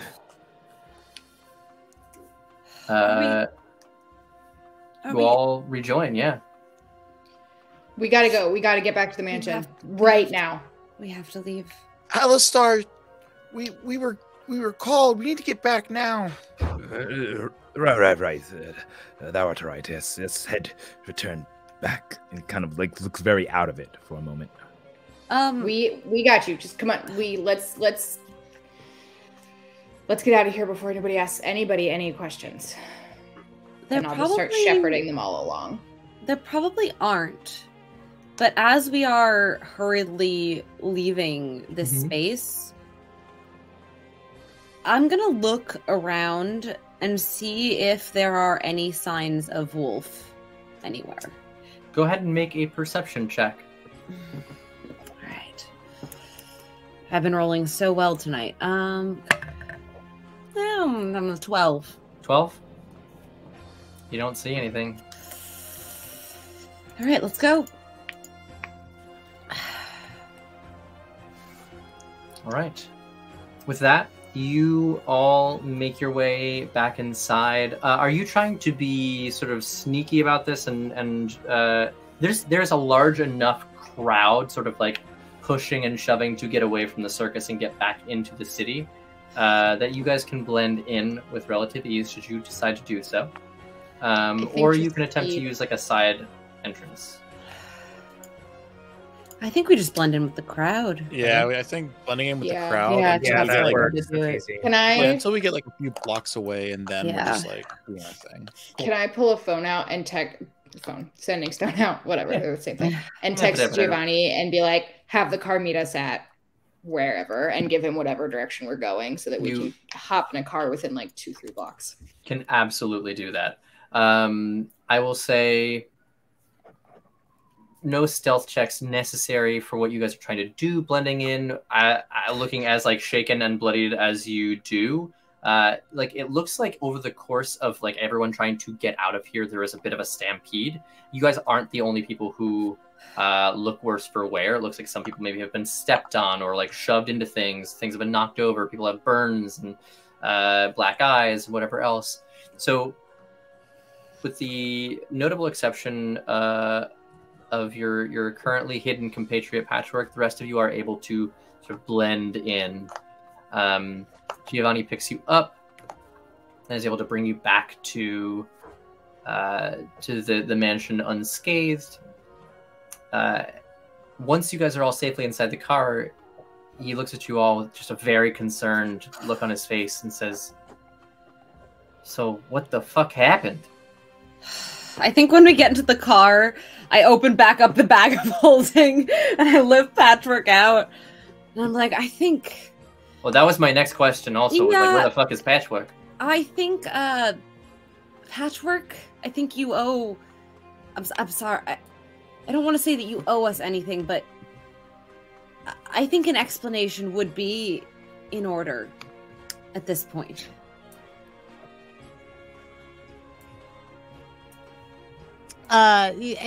Patchwork is sitting there, and I just want it known that like a root system is still in place where the arm is, like it's burrowing in, and like already like you can sort of see a leaf sort of like popping out. Mysteries. I just wanted everyone to not worry. Patchwork still has a wood arm. Mystery of the brand new arm. Brand new arm. It just I doesn't think, ever have I think fingers. Rev would go over and sit, like, shuffle over to sit next to Patchwork, especially seeing the arm missing, and start to, like, the jeweler's tools and tinker's tools are still in her hands, so she's gonna just, like, fine-tune anything Baby that got Groot hit work. and start Aw. just, like, keeping her favorite little mechanic thing alive. Hell yeah. Just while they talk. Okay. Say as you all drive back to the mansion, enjoying the safety and quiet of the vehicle, the question of whether or not you were able to make it to the sleeping quarters comes up. And you guys now have a bunch of additional information, but not necessarily the answers you were looking for. You have jars with faces of friends and family.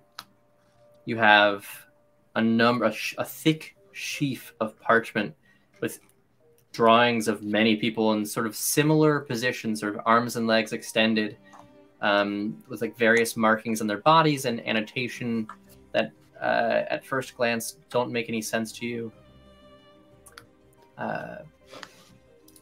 And you all make your way back to the quiet and safety of Giovanni's mansion here in the city of Galza, with heads buzzing, potentially from getting punched, potentially just from questions.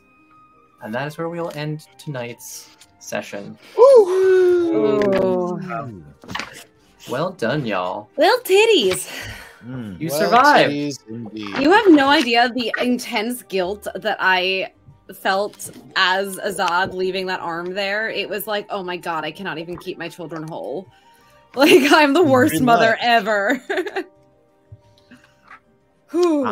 I was like, I got 30 HP. What is he gonna do? 37 damage. Well, humbled me really quick. How do I have more HP than you? You have 130? Really? 33. No. As a warlock? Neener, did Neener only have the 2 kills? I believe Only. Neener. Yeah, only. Oh my. Neener. I am killed keeping a half of Neener the- kill count. Hell Neener yeah. killed half of Neener them. kill count. That So I was just want to make sure I know how much damage Neener did. Yeah, thank goodness for Neener. Bill couldn't do anything, but Neener kicked Neener out. kept it going. Bill got one shot in, and then he was just panicking. that was a good shot though, for what it's worth. 18 damage. Yeah. Yeah. Set you guys up later on for that to be an easy one to drop. In case anyone wanted to know my notes from this session, they are horny electric meat. I'm so fucking dead. So is Patchwork. Accurate. Yeah. Good notes. Good notes.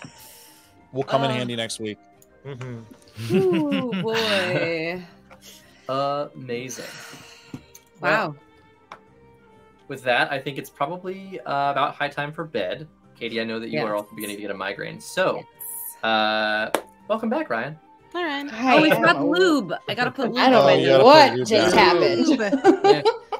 Too much internet Lubes in lube. the chat, y'all. Lubes in the I'm gonna chat. do that. my camera. Rachel, And my Rachel. background, Why am I apparently. confusing Rachel and Ryan's names? That is insane to me. I know both of you very well. Ryan, we need a lube emoji. Okay.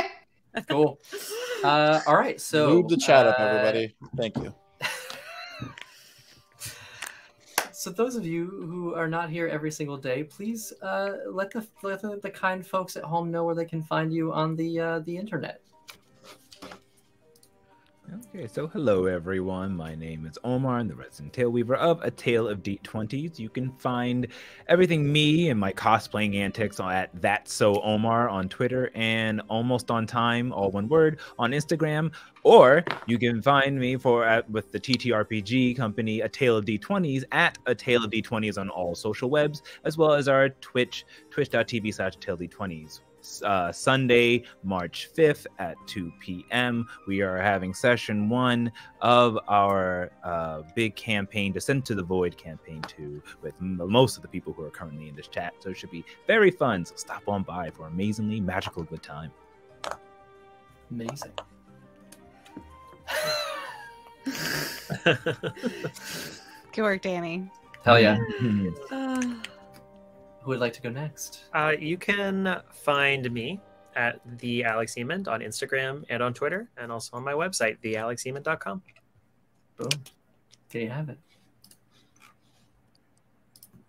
Rihanna or Rochelle? Yeah. You go. You have real things to say. Okay. Please locate me on the tubes. Under the handle, I am Rachel Quirky. Find me on my own Twitch channel. I am Rachel Quirky. And if you want to get to know the burlesque alter ego that takes over my body occasionally for burlesque and wrestling purposes, you can follow her at Charles Stunning. cool. Bam. Yeah, Last but I'm not least. here. Yeah, I'm Ryan. here and really only here. If you really want to listen to me on Twitter, talk about Frisbee and ADHD and this, you can. I'm at Randerson, or you can hunt me down at any of the many Comic-Cons that I am at. You get bonus points if you can find me, because I'm actually very hard to find at those. So. Awesome. And then just a quick note that next week we're going to start doing our talkbacks directly after the show. So we will, from 7 to question mark, be doing the core campaign, and then probably take like a 15-20 minute break and then do our 45-minute talkback. Yes. Which will include this week's and next week's sessions combined next week. Next week we'll talk about both sessions. They'll be all cut up and it'll just be one going forward. It'll probably be a little bit easier too, because this is just like a combat where we're going to mostly probably be talking about death and what it all means when certain players saw certain things, you know? So I can't wait. No, Rachel is Charles Stunning. No. I'm possessed. Oh, sorry. Rachel's Sometimes. possessed sometimes by Charles Stunning, who wants to strip and wrestle. Got it. There you go. Understood. Different to me. people, different souls. for sure. And yeah, let's go give Girls Run These Worlds a little raid. Love them. Amazing. Thank you for joining us tonight, everybody. Thanks for hanging out. Thank you, everybody. Thanks, everyone. Thank you. See you all very soon. Ciao. Bye. Happy Valentine's Day. Yeah, happy Valentine's.